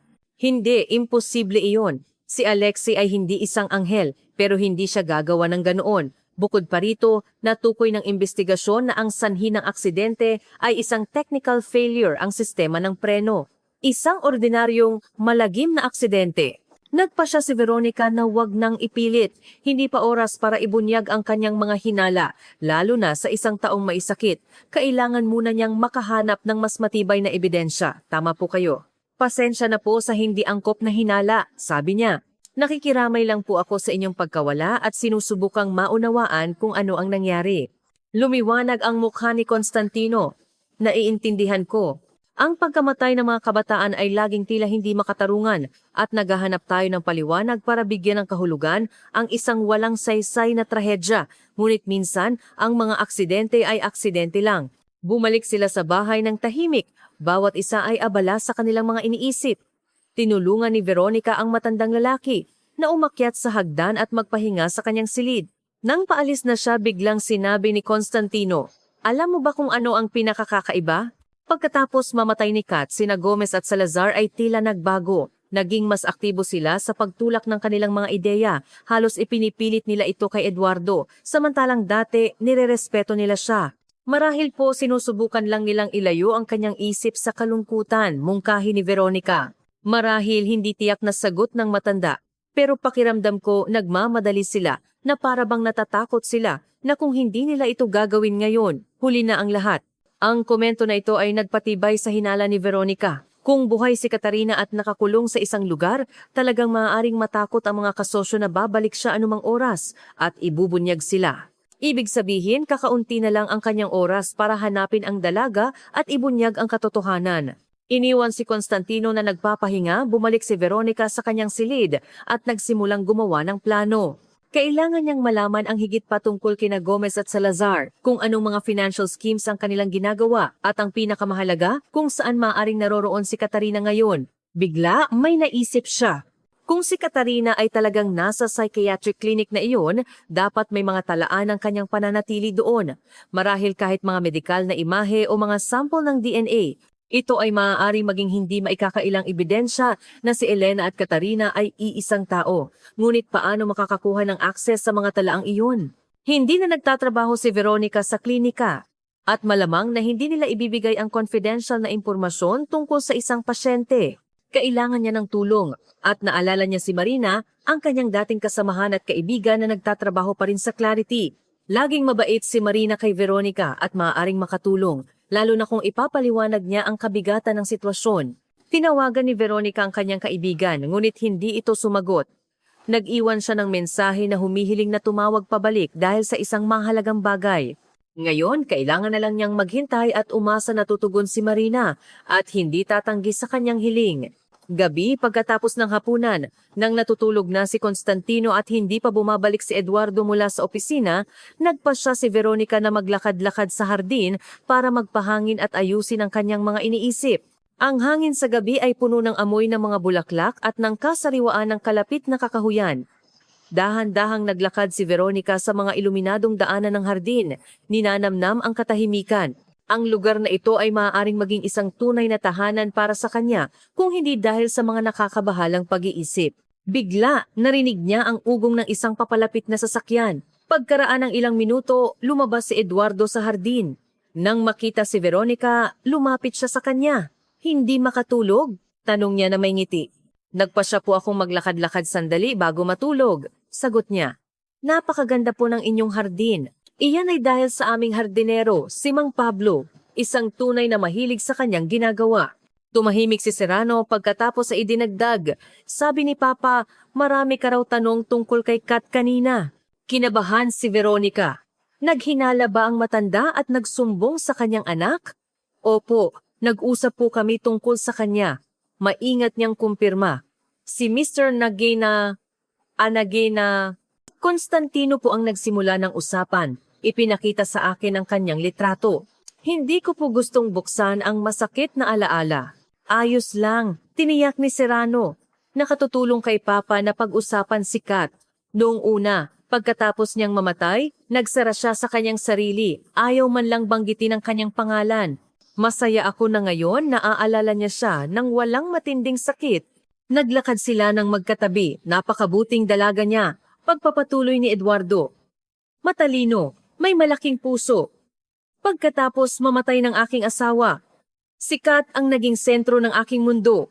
Nabuhay ako para sa kanya, nagtrabaho para sa kanya. Nag-atubili siya. Pasensya na, ayokong bigyan ka ng pasanin sa aking mga pinagdadaanan. Wala pong anuman, malumanay na sagot ni Veronica. Minsan, kailangan nating ilabas ang ating nararamdaman. Nagpasalamat si Serrano. Alam mo ba kung ano ang pinakamahirap? Hindi lang ang pagkawala, kundi ang pakiramdam ng pagkakasala. Lagi kong iniisip na may magagawa sana ako para baguhin ang mga bagay, para maiwasan ang trahedya. Kung ipinilit ko lang na mag-eroplano siya at hindi magmaneho. Kung ako mismo ang sumundo sa kanya sa Austria. Ngunit hindi niyo po alam kung ano ang mangyayari, sabi ni Veronica. Hindi nga, sang-ayon niya. At gayunpaman, hindi ako pinatatahimik ng mga pag-iisip na iyon. Lalo na't bago umalis si Kat, may bumabagabag sa kanya. Sabi niya, may nakita siyang mga kakaibang dokumento. Gusto niyang pag-usapan namin pagbalik niya. Ngunit hindi na nangyari. Napigil ang hininga ni Veronica. Heto na. May natuklasan talaga si Katarina na mahalaga. Isang bagay na may kinalaman sa mga panluloko ng mga kasosyo. Anong mga dokumento po? Tanong niya ng kaswal hanggat maaari. Hindi ko alam, umiling si Serrano. Hindi siya nagbigay ng detalye sa telepono. Sabi lang niya, may kinalaman ito sa mga bagong proyekto ng kumpanya at kailangan kong mag-ingat sa mga kasosyo ko. Bumuntong hininga siya. Pagkatapos niyang mamatay, hinanap ko ang mga dokumentong iyon sa kanyang opisina, sa kanyang computer, pero wala akong nakita. Marahil dala niya iyon noong aksidente at nasunog kasama ng sasakyan. O kaya, naisip ni Veronica, sinigurado ng mga kasosyo na mawala ang mga dokumentong iyon at si Katarina mismo ay itinago para hindi niya maikwento ang kanyang natuklasan. At ang inyong mga kasosyo, paano po sila nag-react sa kanyang pagkamatay? Tanong niya. Gaya ng lahat, may pagkabigla at pakikiramay, sagot ni Serrano. Si Alexei Gomez ay nag-organisa pa ng isang charity fund sa pangalan ni Katarina. Si Anton Salazar naman ay tumulong sa mga legal na papeles. Pareho silang labis na nalungkot sa kanyang pagkawala. Ngunit hindi ba sila masyadong nalungkot? Hindi ba nila sinusubukang takpan ang kanilang pagkakasala o ilayo ang hinala sa kanilang sarili? Ang mga tanong na ito ay iniwan ni Veronica sa kanyang sarili. Pasensya na po sa aking pagiging mausisa, sabi niya. Nakikita ko lang po kung gaano kayo at ang inyong ama nahihirapan at gusto ko lang pong mas maunawaan ang sitwasyon para hindi ako makapagsalita ng hindi dapat. Pinapahalagahan ko ang iyong pag-aalala, tapat na sagot ni Serrano. Alam mo ba, sa pagdating mo sa bahay na ito, tila nagkaroon ng liwanag. Si Papa ay hindi na gaanong masungit. At ako, nag-atubili siya. Ako, sa unang pagkakataon sa mahabang panahon, naramdaman ko na maaaring magpatuloy ang buhay. Tumingin siya sa kanya nang may init na ikinahiya ni Veronica. Kailangan ko na pong pumasok, malumanay niyang sabi. Maaga pa po bukas, at ayaw ni Mr. Constantino na mahuli ang kanyang almusal. Siyempre, tumango si Serrano. Magandang gabi, Veronica. Magandang gabi po, Mr. Eduardo. Eduardo lang. Tandaan mo, ngumiti siya. Magandang gabi, Eduardo. Ulit niya at naglakad patungo sa bahay, ramdam ang kanyang tingin sa kanyang likuran. Sa kanyang silid, nakita ni Veronica ang isang missed call mula kay Marina at isang maikling mensahe. Tumawag ka kapag pwede ka na, kahit gabi na. Agad niyang tinawagan ng kaibigan. Marina, pasensya na sa late call. Ayos lang, hindi rin naman ako makatulog, sagot nito. May mahalaga ka bang sasabihin? Oo, huminga ng malalim si Veronica. Naaalala mo ba ang pasyenteng si Elena Cruz? Pumasok siya halos 1 taon na ang nakalipas na may diagnosis na PTSD at partial amnesia. Naaalala ko? Sagot ni Marina pagkatapos ng isang sandali. Yung blonde, di ba? Tahimik. Siya nga. Kailangan ko ng impormasyon tungkol sa kanya. Kahit ano mula sa kanyang medical records. Marahil mga resulta ng test o x-ray. Bakit mo kailangan iyan? May hinala sa boses ni Marina. Alam mong confidential information iyan. Nag-atubili si Veronica kung sasabihin ang katotohanan, ngunit hindi niya magagawa ito nang walang tulong ni Marina. Sa tingin ko, ang babaeng iyon ay hindi ang sinasabi niyang siya. Sa wakas ay sabi niya, o mas tamang sabihin, hindi ang sinasabi nilang siya. Marahil, biktima siya ng isang krimen. Ano? Bulalas ni Marina. Seryoso ka? Seryosong seryoso. At kailangan ko ng ebidensya para matulungan siya. Nag-isip si Marina. Hindi ko pwedeng basta-basta ibigay sa iyo ang medical records. Illegal iyon, pero tumahimik siya. Siguro, pwede kong tingnan kung ano ang nandoon at sabihin sa iyo sa pangkalahatan. Walang anumang lalabag sa confidentiality. Mga katotohanan lang. Malaking tulong iyan, nakahinga ng maluwag si Veronica. Kailan mo magagawa iyan? Bukas. Nasa night shift ako. Susubukan kong tingnan ang mga archive. Tatawag ako kapag may nalaman ako. Salamat, Marina. Hindi mo alam kung gaano ito kahalaga. Pagkababa ng telepono, naramdaman ni Veronica ang pag-asa. Kung makakahanap siya ng medikal na ebidensya na si Elena at Katarina ay iisang tao, maaari na siyang kumilos. Ngunit ang pangunahing tanong ay nananatili. Nasaan si Katarina ngayon at paano siya hahanapin? Nagsimula ang umaga sa isang hindi magandang sorpresa. Sa almusal, inanunsyo ni Eduardo na darating sa bahay ang kanyang mga kasosyo sa negosyo, sina Alexi Gomez at Anton Salazar. Mayroon kaming mahalagang negosasyon at pagkatapos ay isang maliit na business dinner, paliwanag niya. Napansin ang nagtatanong na tingin ni Veronica. Sana makadalo si Papa kung maayos ang kanyang pakiramdam. Siyempre, tumango si Constantino. Hindi ako magtatago sa aking silid na parang isang baldado. Basta't huwag po kayong masyadong magpagod, babala ni Veronica. At huwag kalimutan ang inyong gamot. Ang kanyang isip ay naguguluhan. Si Gomez at Salazar dito sa bahay. Kung makita nila siya, makikilala kaya nila siya? Marahil hindi. Sa klinika, nakasuot siya ng uniforme at ang kanyang buhok ay nakatali sa ilalim ng isang cap at malamang na hindi sila nagbigay ng pansin sa isang ordinaryong nurse. Ngunit may panganib pa rin.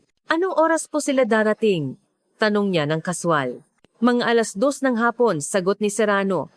Bakit? Pinaplano ko lang po ang araw, paliwanag ni Veronica. Kailangan naming gawin ni Mr. Constantino ang mga procedure bago sila dumating. Nang umalis si Eduardo at nagpunta si Constantino sa aklatan, nagpa siya si Veronica na samantalahin ang pagkakataon at tingnan ang opisina ni Katarina. Nabanggit ni Manang Elvira na ang silid ng dalaga ay hindi ginalaw mula nang siya'y mamatay.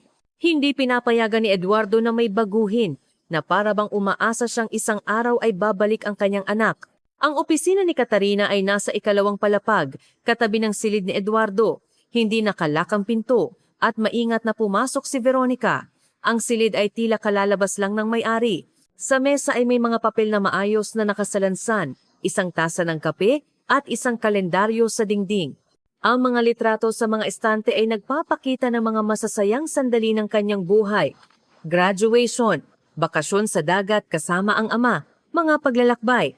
Maingat na sinimula ni Veronica na suriin ang silid, sinusubukang huwag galawin ang anuman. Hindi niya alam kung ano ang kanyang hinahanap. Marahil isang pahiwatig tungkol sa mga dokumentong ipapakita sana ni Katarina sa kanyang ama o kung saan siya maaaring dinala pagkatapos ng klinika. Matapos suriin ang mesa at mga aparador, wala siyang nakitang kakaiba. Tila lahat ng mahalagang papel ay nawala kasama ni Katarina. Walang computer sa opisina. Marahil kinuha ito ni Eduardo para pag-aralan. Nang paalis na siya, napansin ni Veronica ang isang maliit na kahon sa estante ng libro. Isang ordinaryong kahon na kahoy na may inukit na disenyo. Dahil sa kanyang kutob, binuksan niya ito. Sa loob ay may isang talaarawan na may luma ng pabalat na katad. Nanginginig na kinuha ito ni Veronica. Natagpuan na ba niya ang kanyang hinahanap? Ang mga tala ni Katarina ay maaaring magbigay liwanag sa mga pangyayari bago ang kanyang pagkawala. Mabilis niyang binuklat ang talaarawan. Ang huling entry ay may petsang 1 linggo bago ang di umano'y pagkamatay ni Katarina. Hunyo 17. Nakakita ako ng mga kakaibang dokumento sa opisina ni AG. Mukhang may malaking panluloko silang inihahanda ni AS. Kailangan kong ipakita lahat kay Papa. Ngunit kukuha muna ako ng mas maraming impormasyon. Hindi nila dapat malaman na may hinala ako. AG at AS, malinaw na sina Alexi Gomez at Anton Salazar, kaya kumpirmado ang hinala ni Veronica. May natuklasan talaga si Katarina ng mga panluloko ng mga kasosyo ng kanyang ama. Hinuna ni Veronica ng litrato ang pahinang ito gamit ang kanyang telepono, pagkatapos ay ibinalik ang talaarawan sa kahon at inilagay ito sa dati nitong lugar. Kailangan niyang magmadali. Anumang oras ay maaaring may pumasok. Paglabas niya ng opisina, nakasalubong niya si Manang Elvira. Veronica, nagtatakang tanong ng kasambahay, anong ginagawa mo sa silid ni Katarina? Ako'y... Nag-isip si Veronica ng isang kapanipaniwalang dahilan. Naligaw po ako. Hinahanap ko po ang aklatan para kumuha ng libro para kay Mr. Constantino. Kumunot ang noo ni Manang Elvira. Nasa unang palapagang aklatan, alam mo iyan. At ito ang bahagi ng bahay na walang pumupunta mula nang mangyari ang trahedya. Pasensya na po, tapat na sabi ni Veronica. Hindi ko po sinasadyang pumasok. Lumiwanag ang mukha ng kasambahay. Ayos lang. Medyo maselan lang si Sir Eduardo kapag may pumapasok sa silid ni Kat. Mas mabuting hindi niya malaman. Siyempre po, tumango si Veronica. Wala po akong sasabihin. Nagmadali siyang bumaba kay Constantino. Nararamdaman ang pananabik sa kanyang natuklasan at ang kaba sa pagdating ni Gomez at Salazar. Ngayong may ebidensya na siyang may itinatago ang mga kasosyo, maaaring mapanganib ang pagkikita sa kanila. Sa kabutihang palad, ang mga pang-umagang gawain at tanghalian ay lumipas ng walang insidente. Nasa mabuting kalooban si Constantino at nagbiro pa na sa unang pagkakataon sa mahabang panahon, pakiramdam niya ay halos normal na siya. Ginawa ni Veronica ang kanyang mga tungkulin, ngunit ang kanyang isip ay malayo. Eksaktong 2:00, isang mamahaling itim na kotse ang huminto sa tarangkahan. Mula sa bintana ng ikalawang palapag, pinanood ni Veronica ang pagbaba ng dalawang lalaki, ang matangkad at maitim na buhok na si Gomez at ang siksik at pandak na si Salazar. Tiwala silang naglakad patungo sa bahay kung saan sila sinalubong ni Eduardo.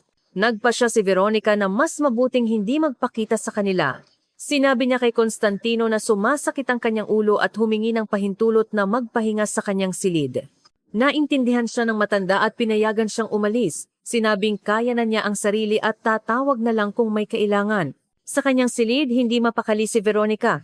Sa loob ng 1 oras ay dapat tumawag si Marina mula sa klinika. Samantala, kailangan niyang magpalipas ng oras. Kinuha niya ang kanyang telepono at muling sinuri ang litrato ng pahina mula sa talaarawan ni Katarina. Maikli ngunit puno ng impormasyon ang entry. Malinaw na may hinala si Katarina sa mga kasosyo ng kanyang ama, ngunit anong uri ng panluloko at bakit hindi niya agad sinabi kay Eduardo? Nagring ang telepono, ikinagulat ni Veronica. Si Marina. May nakita kong interesante simula niya. Tama ka, may mali sa Elena na iyon. May mga kakaibang bagay sa kanyang medical chart. Ano iyon? Kinakabahang tanong ni Veronica. Una, ang kanyang mga pagsusuri. Ipinapakita na mayroon siyang bihirang uri ng dugo, type O negative, na wala pang 2% ng populasyon ang mayroon. Pangalawa, sa mga x-ray, may mga bakas ng isang lumang bali sa kanang pulso, isang napakakaraniwang uri na tinatawag na Coles fracture. At ano ang ibig sabihin niyan? Hindi makapaghintay na tanong ni Veronica. Kahit na may hinala na siya, sinuri ko sa aming database pagpapatuloy ni Marina. Si Katarina Serrano, ang anak ng kilalang industrialista na namatay sa aksidente 1 taon na ang nakalipas, ay may parehong uri ng dugo at parehong bali sa pulso. Nakasaad ito sa kanyang medical chart na nasa aming database. Nagpa-check up siya sa aming klinika ilang buwan bago ang di umano'y pagkamatay niya. Bumilis ang tibok ng puso ni Veronica. Heto na ang ebidensya. Sigurado ka bang hindi ito isang pagkakataon? Ang ganitong pagkakataon ay napakaliit na mangyari. Matatag na sagot ni Marina. Uri ng dugo, kasama ang magkatulad na bali. Ang tsansa ay halos 0. Veronica, anong nangyayari? Sino ba talaga ang babaeng iyon? Sa tingin ko, siya si Katarina Serrano, mahinang sabi ni Veronica. Buhay siya, pero may isang taong nagsikap para isipin ng lahat na patay na siya. Pero bakit? At sino ang namatay sa sasakyang iyon? Hindi ko alam, tapat na pag-amin ni Veronica. Pero aalamin ko. Salamat sa tulong mo, Marina. Mag-ingat ka, babala ng kanyang kaibigan. Kung tama ka at may nag-stage ng pagkamatay ni Katarina, mapanganib ang taong iyon. Napakapanganib. Pagkatapos ng pag-uusap nila ni Marina, naramdaman ni Veronica ang pagtaas ng tensyon. Ngayon, may ebidensya na siyang si Elena at Katarina ay iisang tao. Ngunit nasaan ang dalaga ngayon at paano niya ito sasabihin kay Eduardo nang hindi inilalagay sa panganib ang sinuman sa kanila? Biglang may kumatok sa pinto ng kanyang silid. Nagulat si Veronica. Tuloy po. Nakatayo sa pintuan si Manang Elvira. Veronica, pinapababa ka na para sa hapunan. Nandoon na ang mga bisita. Pero Gusto sanang idahilan ni Veronica ang sakit ng ulo, ngunit pinutol siya ng kasambahay. Ipinipilit ni Sir Eduardo. Gusto kanyang ipakilala sa kanyang mga kasosyo. Hindi na siya makatanggi. Mabilis na inayos ni Veronica ang kanyang sarili at bumaba sa kainan kung saan nagtitipon na ang lahat para sa hapunan. Si Eduardo, si Constantino, sina Gomez at Salazar. At isa pang lalaki na hindi niya kilala. Heto na ang ating anghel na tagapagligtas. Ngumiti si Serrano nang makita si Veronica. Mga Ginoo, ipakikilala ko sa inyo si Veronica Reyes, ang nurse na literal na nagbalik buhay sa aking ama. Magalang na bumati si Veronica, sinusubukang itago ang kanyang kaba. Tiningnan niya ng masinsinan ang mukha ni Gomez. Makikilala kaya niya siya. Ngunit si Alexei Gomez ay basta na lang tumango bilang tugon. Halatang hindi siya nakikilala bilang ang nurse mula sa psychiatric clinic. Ang kanyang malamig na kulay abong mga mata ay dumapo sa kanya nang walang interes. Ikinagagalak kitang makilala, formal niyang sabi. Ikinuwento sa amin ni Eduardo ang tungkol sa iyo. Mukhang gumagawa ka nga ng mga himala. Ginagawa ko lang po ang aking trabaho. Mahinhing sagot ni Veronica, umupo sa inaalok na lugar. Ang hapunan ay dumaan sa isang napresyonay para sa kanya na kapaligiran. Pinag-uusapan ng mga lalaki ang isang bagong proyekto, ang pagtatayo ng isang malaking logistics center. Tahimik na kumakain si Veronica. Pasulyap-sulyap na inoobserbahan sina Gomez at Salazar. Si Alexei Gomez, isang matangkad at malakas na lalaki na nasa 40 taong gulang, ay hindi gaanong nagsasalita ngunit may bigat ang bawat salita. Ang kanyang kilos ay nagpapahiwatig ng isang taong sanay sa kapangyarihan at kontrol. Si Anton Salazar sa kabilang banda ay mas madaldal at emosyonal. Eduardo, kailangan mong maintindihan, igiit ni Salazar. Ito ay isang natatanging pagkakataon. Kung palalampasin natin ito, hindi magpapahuli ang ating mga kakumpetensya. Naiintindihan ko, Anton, mahinahong sagot ni Serrano. Ngunit ang proyekto ay nangangailangan ng malaking pamumuhunan at ang kasalukuyang sitwasyon ng ekonomiya ay hindi paborable para sa ganitong mga panganib. Minimal ang mga panganib, sabat ni Gomez. Personal kong sinuri ang lahat ng kalkulasyon. Ang balik ng puhunan ay 3 hanggang 4 na taon. Sasang-ayon si Kat, biglang idinagdag ni Salazar. At napansin ni Veronica na napapitlag si Serrano sa pagbanggit ng pangalan ng kanyang anak. Lagi siyang para sa pagpapalawak ng negosyo. Huwag mo siyang banggitin, malamig na sagot ni Eduardo. Si Kat ay maingat sa mga usaping pinansyal at alam niyo iyan. Nagkaroon ng hindi komportableng katahimikan. Ang ikatlong bisita na ipinakilala bilang si Victor Soto, isang investment consultant, ay umubo at sinubukang ibahin ang usapan. Nga pala, tungkol sa pananalapi. Narinig niyo na ba ang tungkol sa bagong batas sa buwis? Ang usapan ay lumipat sa isang mas neutral na paksa, ngunit napansin ni Veronica na si Gomez ay paminsan-minsan ay tumitingin nang may tensyon kay Serrano. Malinaw na napakahalaga para sa kanya na makuha ang pagsang-ayon sa proyektong ito. Pagkatapos ng hapunan, lumipat ang lahat sa sala para sa kape. Si Constantino, pagod sa mahabang gabi, ay nagpaalam na at nagpahinga. Hiniling kay Veronica na tulungan siyang umakyat. Babalik ako agad, bulong niya kay Eduardo, habang inaalalayan ng matanda. Matapos ihatid si Constantino sa kanyang silid at tiyakin na ininom niya ang kanyang panggabing gamot, hindi nagmadali si Veronica na bumalik sa sala. Sa halip dahan-dahan siyang bumaba sa hagdan at huminto sa bahagyang bukas na pinto, nakikinig sa usapan. Ang huling araw ay sa katapusan ng buwan, sabi ni Gomez. Kung hindi natin pipirmahan ang kontrata ngayon, mapupunta ang lupa sa ibang mamimili. Hindi ako maaring gumawa ng ganoong desisyon ng nagmamadali, sagot ni Serrano. Kailangan ko ng oras para pag-isipan ang lahat, kumonsulta sa mga abogado. Anong mga abogado pa? Inis na bulalas ni Salazar. Pasensya na Anton, pero pagkatapos ng nangyari sa mga kasosyo natin sa Austria, mas gusto kong mag-ingat. Kinabahan si Veronica. Anong nangyari sa mga kasosyo sa Austria? Maaari ba itong may kinalaman sa natuklasan ni Katarina? Isang beses lang iyon nangyari, sabat ni Gomez. Mula noon tinriple natin ang mga pagsusuri. Hindi na mauulit ang ganoon. Gayunpaman, matatag na sabi ni Serrano. Gusto kong suriin ang lahat ng mabuti. Bigyan niyo ako ng 1 linggo. 1 linggo? Sa boses ni Gomez ay may bahagyang inis. Eduardo, wala tayong 1 linggo. Kailangan nating magdesisyon ngayon. Kung gayon, ang sagot ko ay hindi, mahinahong sagot ni Serrano. Hindi ako mamumuhunan sa isang proyektong hindi ko pa napag-aaralan ng sapat. Nagkaroon ng mabigat na katahimikan. Pagkatapos ay narinig ang boses ni Soto, marahil may kompromiso. Eduardo, maaari kang magbigay ng paunang pagsang-ayon na may kondisyon na ang huling desisyon ay gagawin pagkatapos ng legal na pagsusuri. Papayagan itong ireserba ang lupa ngunit mag-iiwan sa iyo ng karapatang tumanggi kung may hindi ka magustuhan. Makatuwiran iyan, sang-ayon ni Serrano pagkatapos ng isang sandali. Sige, payag ako sa ganyang kasunduan. Ngunit walang paglilipat ng pera hanggang matapos ang lahat ng pagsusuri.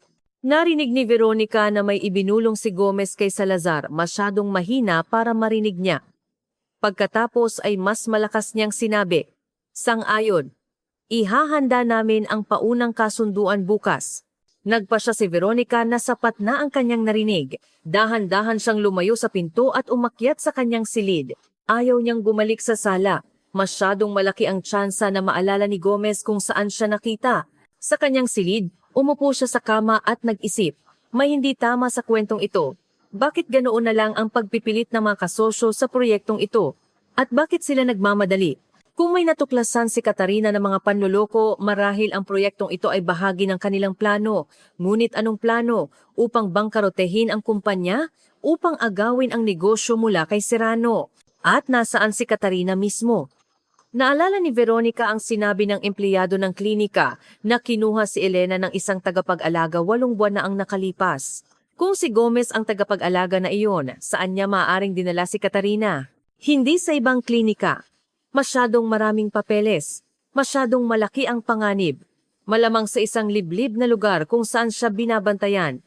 O baka wala na siya sa mundong ito.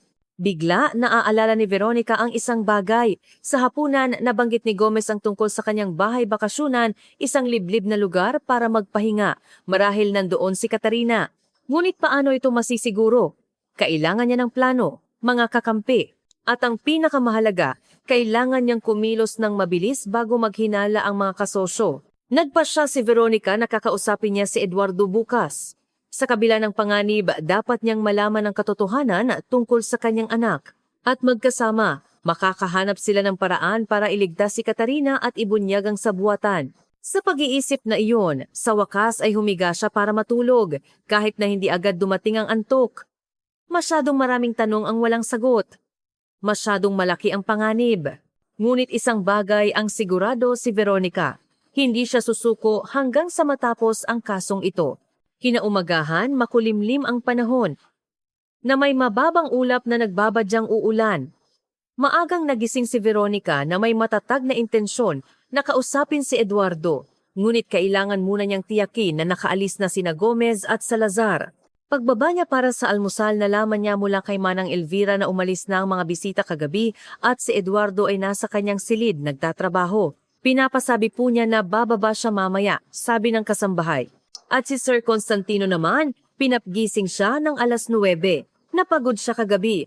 Nagbigay ito kay Veronica ng oras para maghanda. Mabilis siyang nag-almusal at nagpunta sa hardin para mag-isip. Paano niya sasabihin kay Eduardo ang balita na maaaring buhay ang kanyang anak? Paano niya siya kukumbinsihin ng walang matibay na ebidensya? Nagpasya siyang magsimula sa talaarawan ni Katarina. Ang entry tungkol sa kanyang mga hinala ay nagpapatunay na may natuklasan talaga ang dalaga.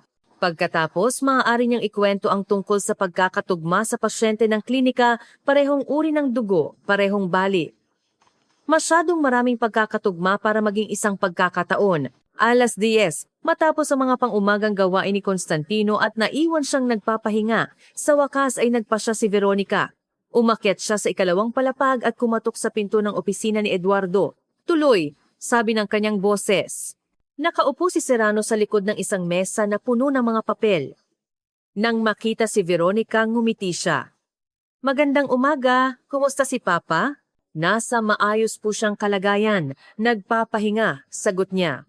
Eduardo, kailangan po nating mag-usap ng seryoso, napakahalaga po nito. May isang bagay sa kanyang tono na nagpa-alerto sa kanya.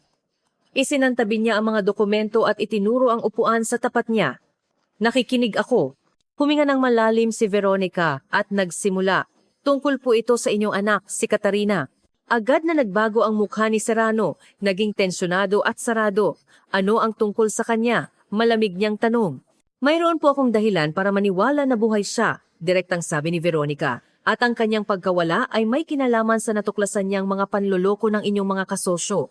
Sa loob ng ilang segundo, nagkaroon ng nakabibinging katahimikan. Tumingin si Serrano sa kanya na parang nagsalita siya ng ibang wika. Anong kalokohan iyan? Sa wakas ay sabi niya, namatay ang anak ko sa isang aksidente 1 taon at kalahati na ang nakalipas. Iyon ay isang katotohanan. Pakiusap, pakinggan niyo po ako, hiling ni Veronica. Mayroon po akong ebidensya. Kinuha niya ang kanyang telepono at ipinakita sa kanya ang litrato ng pahina mula sa talaarawan ni Katarina. Ito po ang talaarawan ng inyong anak. Natagpuan ko po sa kanyang silid. Sa huling entry, isinulat niya na may natuklasan siyang mga kahina-hinalang dokumento kina Gomez at Salazar. Kinuha ni Serrano ang telepono at sinuri ang litrato. Bahagyang nanginginig ang kanyang mga kamay. Ito nga ang sulat kamay ni Kat. Dahan-dahan niyang sabi, pero hindi ito nagpapatunay ng anuman.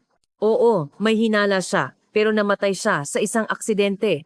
Marahil hindi po iyon aksidente. Marahil may kinalaman sina Gomez at Salazar sa kanyang pagkamatay. Ngunit ang katotohanan ay nananatili, patay na siya. Hindi po, matatag na sabi ni Veronica. 1 taon na ang nakalipas, nagtrabaho po ako sa isang psychiatric clinic, ang Clarity. May isang pasyente doon na kamukhang-kamukha ni Katarina. Dinala siya ng isang lalaki na nagpakilalang tiyuhin niya. Siya po si Alexei Gomez, nakilala ko siya kagabi. Ang pangalan ng pasyente ay Elena Cruz.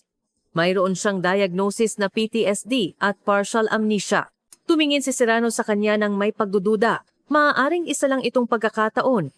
Mayroon po siyang type O negative na dugo, tulad ni Katarina, at may bakas ng bali sa kanang pulso, kapareho ng sa inyong anak. Ang tsansa ng ganoong pagkakataon ay halos 0. Namutla si Serrano. Tumayo siya at lumapit sa bintana. Nakatingin sa hardin nang walang nakikita. Kung totoo ang sinasabi mo, nanginginig ang kanyang boses. Kung buhay si Kat, nasaan siya ngayon? 8 buwan na ang nakalipas, kinuha siya mula sa klinika, sagot ni Veronica. Marahil nasa poder siya ni Gomez sa kanyang bahay bakasyunan. Nabanggit niya iyon kagabi. Biglang lumingon si Serrano sa kanya. Bakit? Bakit nila siya ikukulong sa loob ng 1 taon at kalahati? Anong gusto nilang makamit?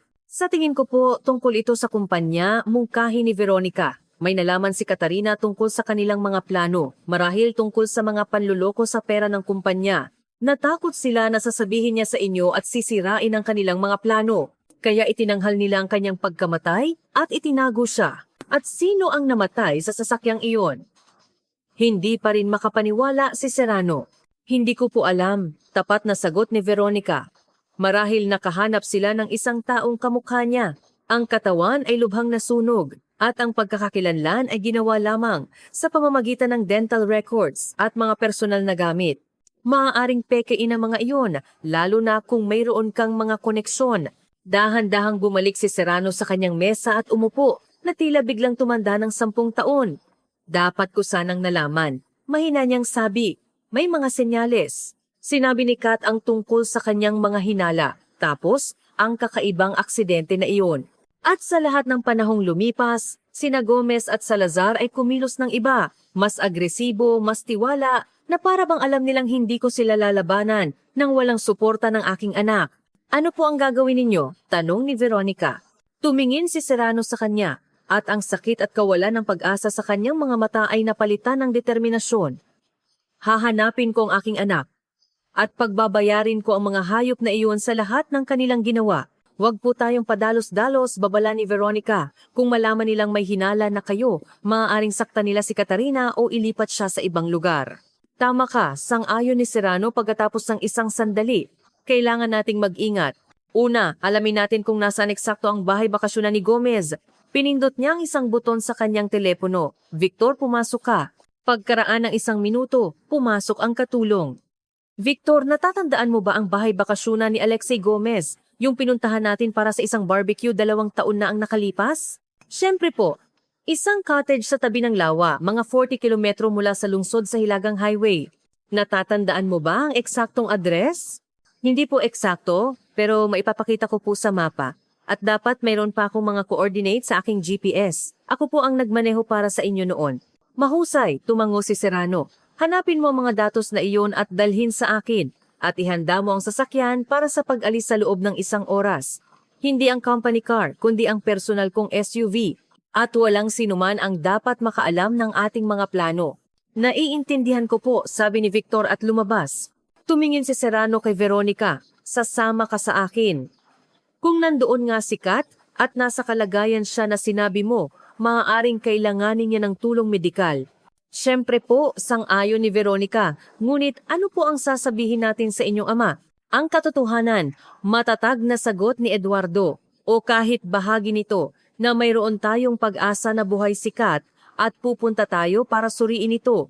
Mas matatag si Papa kaysa sa inaakala natin. Kakayanin niya ito.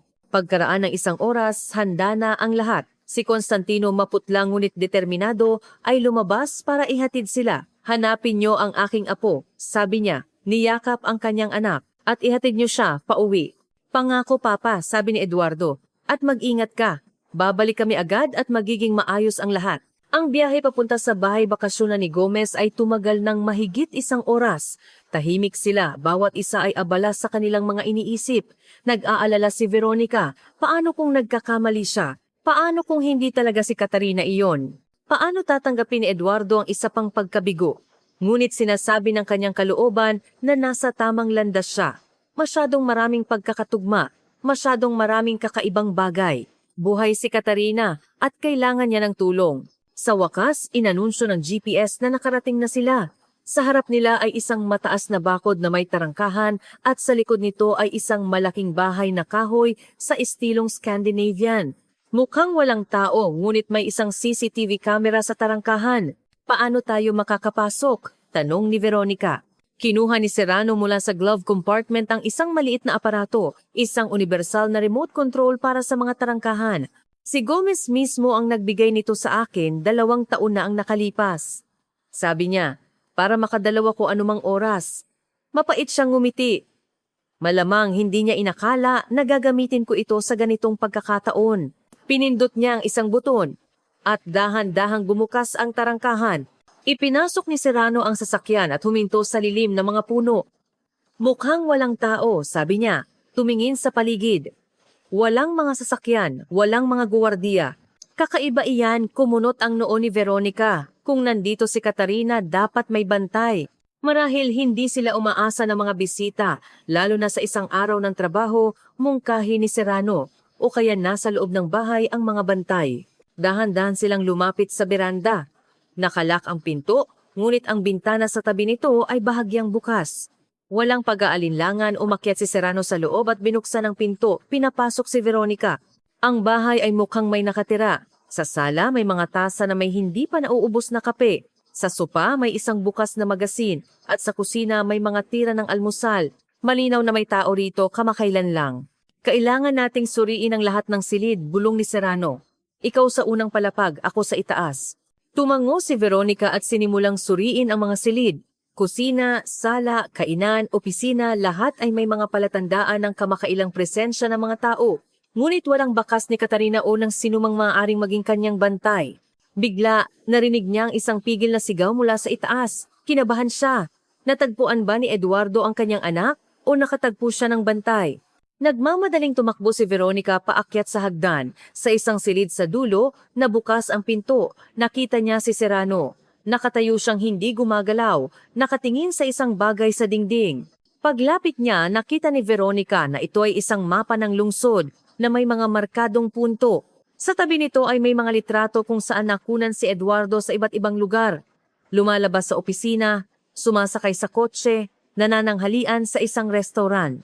Sa ilang mga litrato kasama niya si Veronica. Sinusubaybayan nila tayo, mahinang sabi ni Serrano. Sa lahat ng panahong ito, pinagmasdan ni Veronica ang mga litrato ng may takot.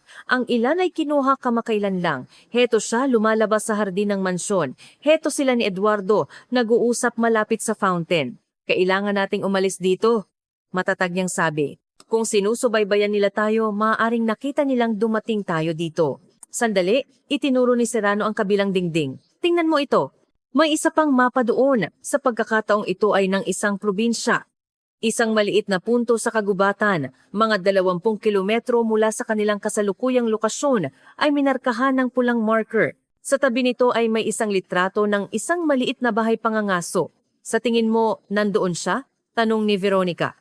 Posible, tumango si Serrano. Iyon ang lumang bahay pangangaso ni Gomez. Ipinakita niya ito sa akin minsan, mga 5 taon na ang nakalipas. Sabi niya, ginagamit niya itong lungga para mapag-isa. Liblib, mahirap puntahan, malayo sa mga kalsada. Perpektong lugar para itago ang isang bihag. Sang-ayon ako, sabi ni Veronica. Ngunit paano tayo makakarating doon? Ayon sa mapa, walang daan. May isang daanan sa gubat na maaring daanan ng isang SUV, sagot ni Serrano. Iyon ang dahilan kung bakit dinala ko ang SUV. Parang may kutob ako. Mabilis nilang kinunan ng litrato ang mapa at nagmamadaling umalis. Nasa sasakyan na sila palabas ng tarangkahan nang mapansin ni Veronica ang isang alikabok sa malayo. May paparating? Bilis, kinakabahang sabi niya. Mukhang may bisita tayo. Pinatakbo ni Serrano ang sasakyan. Pagkaraan ng ilang kilometro, lumiko siya sa isang makitid na daan sa gubat. Ito ang shortcut at maililigaw natin sila kung sinusundan nga nila tayo, paliwanag niya. Kumapit ka, magiging maalog ito. Talagang tumatalo ng sasakyan sa bawat lubak. Mahigpit na kumapit si Veronica. Pagkaraan ng kalahating oras ng pagmamaneho sa gubat, ang daan ay naging isang landas na lamang. Hanggang dito na lang lalakarin na natin, sabi ni Serrano. Ihininto ang sasakyan. Ayon sa mapa, mga 3 kilometro pa. Kinuha niya mula sa likuran ang isang maliit na backpack, inilagay ang isang bote ng tubig, isang first aid kit at isang largabista. Kinuha rin ni Veronica ang kanyang medikal na bag. Naglakad sila papasok sa gubat, sinusubukang gumalaw ng tahimik hanggat maaari. Pagsapit ng dilim, sa wakas ay natanaw nila ang isang maliit na parang at doon isang bahay pangangaso na kahoy, eksakto tulad ng nasa litrato. Sinenyasan ni Serrano si Veronica na huminto at kinuha ang largabista. May nakikita akong usok mula sa tsimenya, bulong niya. Tiyak na may tao roon at may isang SUV na nakaparada sa labas. Kinakabahang tiningnan ni Veronica ang bahay. Natagpuan na ba nila si Katarina? At kung oo, paano nila siya ililigtas? 2 lang sila laban sa mga armadong bantay. Kailangan nating lumapit at sumilip sa bintana, nagpasya siya. Alamin kung ilan sila at kung nasaan si Katarina. Masyadong mapanganib, umiling si Serrano. Bukas na espasyo sa paligid ng bahay. Makikita tayo agad. Kung gayon, hintayin nating magdilim, mungkahi ni Veronica. Umatras sila sa gubat at naghintay. Pinagmamasdan ang bahay mula sa malayo. Nang sa wakas ay dumilim, sumindi ang mga ilaw sa mga bintana. Ngayon, maaari na tayong lumapit, bulong ni Serrano. Mag-ingat ka. Dahan-dahan silang lumapit na nanatili sa lilim ng mga puno. Pagdating sa bintana, maingat na sumilip si Serrano sa loob at agad na umatras. Namumutla. Anong nandoon? Nag-aalalang tanong ni Veronica. Sikat, paus niyang sagot. Nandoon siya, nakaupo sa mesa. May isang lalaki kasama niya, mukhang bantay. At may isa pa sa kabilang silid, hindi ko makita ng maayos. Bumilis ang tibok ng puso ni Veronica. Tama siya, buhay si Katarina. Patingin hiling niya. Sumilip si Veronica sa bintana. Sa isang simpleng silid, nakaupo nga ang isang dalaga, payat, maputla, na may walang buhay na tingin.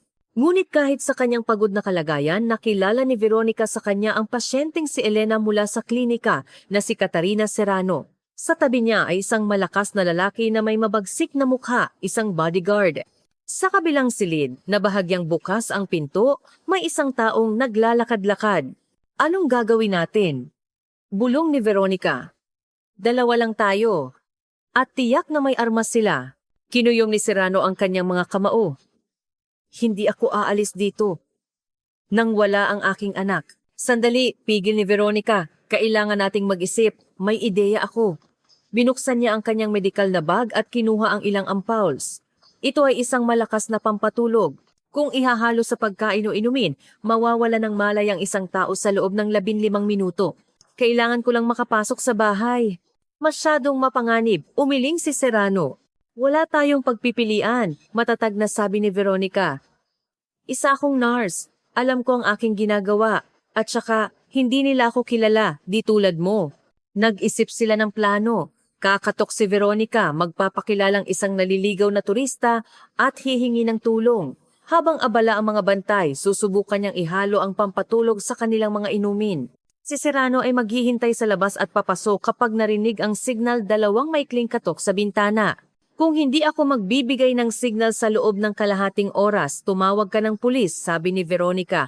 Iniabot ang kanyang telepono at huwag kang susubok na pumasok mag-isa. Sumang-ayon si Serrano.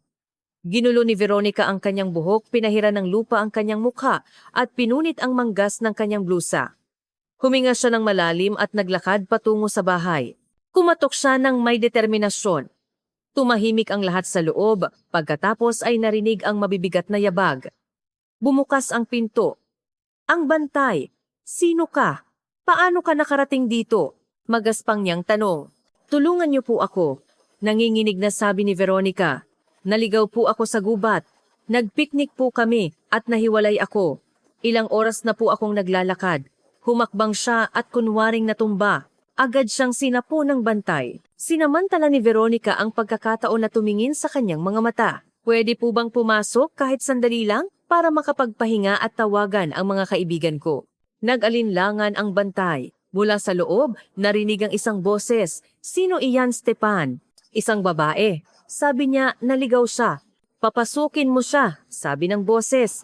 Pumasok si Veronica. Sa silid nakaupo pa rin si Katarina, ngunit ngayon, ang kanyang tingin ay nakatuon kay Veronica. May kumislap sa kanyang mga mata pag-asa, ngunit agad siyang yumuko. Mula sa kabilang silid ay lumabas ang isang lalaki na nasa katanghalang gulang. Naligaw ka ha? Paano ka napadpad dito? Nagpiknik po kami sa tabi ng ilog. Nagsimulang mag-imbento si Veronica. Umalis po ako para kumuha ng mga prutas at hindi ko namalayan kung gaano na ako kalayo. At nasaan ang telepono mo? Tanong ng lalaki. Nalobat po, mabilis na sagot ni Veronica. Nagkatinginan ang lalaki at ang bantay. Alam ni Veronica na hindi ka panipaniwala ang kanyang kwento. Pwede po bang humingi ng tubig? Pakiusap niya. Nauuhaw po ako. Stepan, bigyan mo ng tubig ang ating bisita. Utos ng lalaki. Pumunta ang bantay sa kusina at sumunod si Veronica. Nagkunwari siyang nabitawan ang bote ng tubig. Ay, pasensya na po, sabi niya. Habang nakayuko, palihim niyang kinuha ang ampule ng pampatulog. Nang hindi nakatingin ang bantay, mabilis niyang binuksan ito at inihalo ang laman sa isang bukas na bote ng cola at sa isang takuri ng tsaa. Bumalik sila sa silid. Ang pangalawang lalaki ay umalis para suriin ang labas. Ang bantay na si Stepan ay uminom ng cola. Hindi nagtagal nagsimula siyang humikab. Pagkaraan ng ilang minuto, nakatulog siya ng mahimbing sa sopa. Agad na tumayo si Veronica. Kinuha ang telepono ng bantay at sumugod sa bintana. 2 beses siyang kumatok. Agad na bumukas ang pinto at pumasok si Eduardo. Kat, mahina niyang tawag. Dahan-dahang tumayo si Katarina. Papa. Ikaw? Nagmamadaling niyakap ni Serrano ang kanyang anak. Akala ko hindi na kita makikita muli. Bulong ni Katarina. Sabi nila, patay ka na. Ayos na anak, sabi ni Serrano. Nahanap na kita. Hindi na kita pakakawalan. Kailangan na nating umalis, sabi ni Veronica. Maaaring bumalik ang isa pa. Sinira ko na ang mga gulong ng kotse nila, sagot ni Eduardo. Tinulungan ni Eduardo ang kanyang anak. Masyado siyang mahina. Hindi ako makakalakad ng mabilis, sabi niya. Binibigyan nila ako ng gamot. Bubuhatin kita, sabi ni Serrano at binuhat ang kanyang anak. Veronica, ihatid mo kami sa sasakyan. Mabilis silang kumilos. Biglang, sa kanilang likuran, narinig ang isang sigaw. Hinto! Ang pangalawang bantay. Takbo! Sigaw ni Veronica. Pipigilan ko siya. Humarap siya at sumugod sa humahabol. Nagulat ang lalaki. Nahulog silang dalawa sa lupa. Nagpambuno sila. Mas malakas ang lalaki, ngunit lumaban si Veronica ng may desperasyon. Biglang, may pumutok na baril. Nakatayo si Serrano ilang metro ang layo, may hawak na pistola. Lumayo ka sa kanya, malamig niyang sabi. Sumuko ang bantay, kinuha nila ang kanyang armas at telepono at nagmamadaling tumakbo papunta sa sasakyan. Ang daan pabalik ay tila mas mahaba. Sa wakas, nakarating sila sa SUV. Maingat na inihiga ni Serrano ang kanyang anak sa likod. Umupo si Veronica sa tabi niya. Kumapit kayo, sabi ni Eduardo. Pinaandar ang makina. Sino ka? Mahinang tanong ni Katarina kay Veronica. Naaalala kita mula sa klinika. Oo, nagtrabaho ako doon bilang nurse, kumpirma ni Veronica. Ako si Veronica.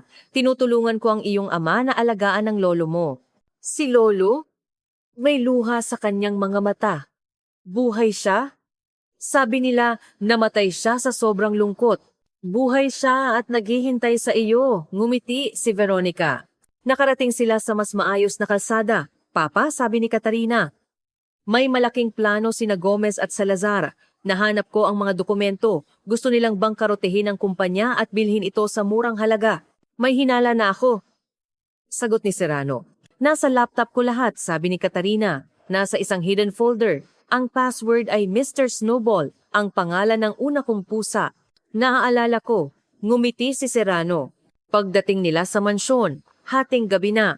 Ngunit may mga ilaw. Hindi natulog si Constantino. Nang huminto ang sasakyan, bumukas ang pinto at lumabas ang matanda, nakasandal sa kanyang tungkod.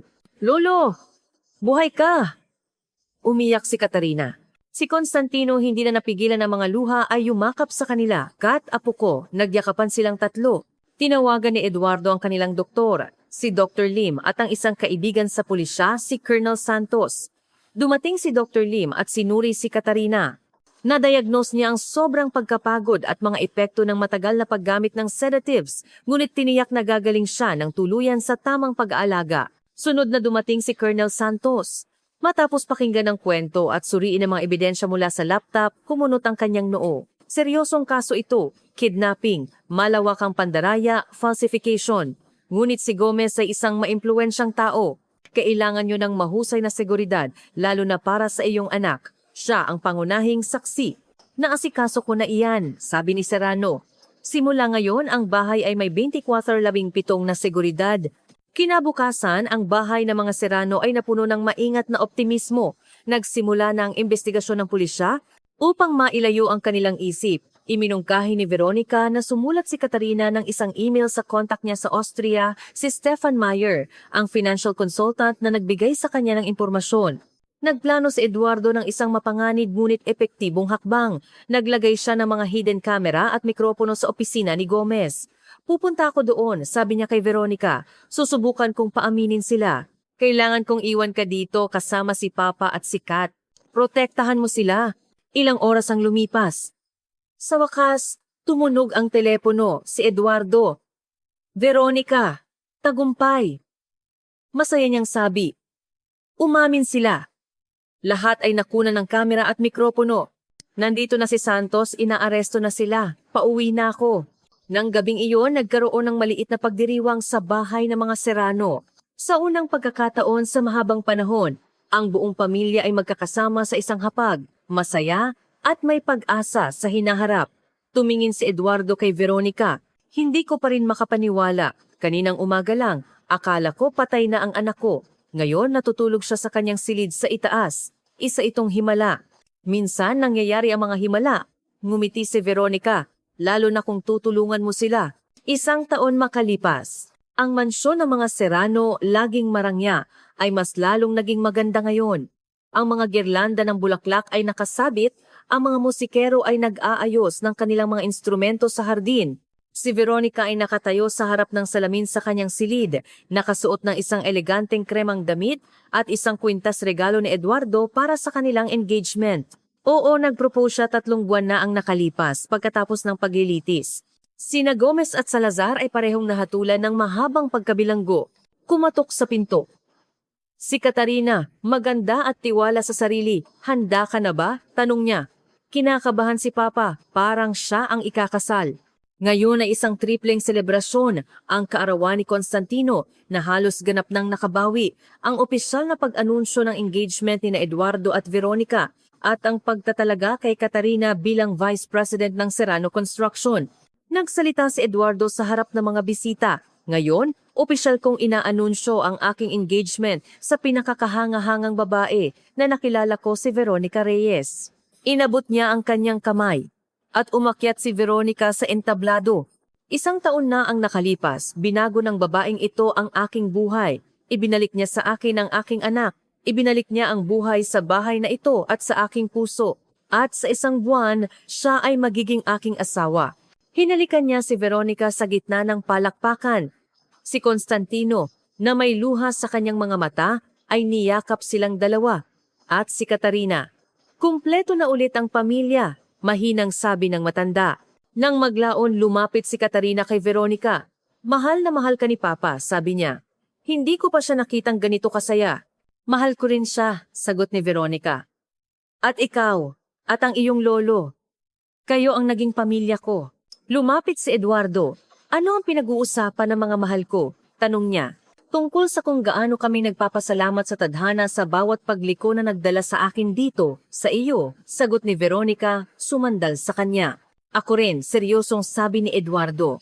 Para sa iyo, para sa pagbabalik ni Kat, para sa kalusugan ni Papa, para sa lahat.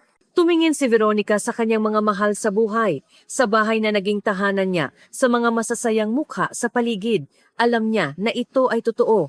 Ang buhay ay maaaring maging hindi makatarungan, ngunit minsan, nagbibigay ito ng mga sandali ng purong kaligayahan na ang lahat ng pinagdaanang paghihirap ay tila isang maliit na halaga lamang. Dahan-dahang yumuko si Eduardo at hinalikan siya ng may pagmamahal. Ang mga anino ng nakaraan ay tuluyan ng naglaho, pinalitan ng isang maliwanag, maaraw na kasalukuyan at isang hinaharap na nangangako na magiging mas maganda pa.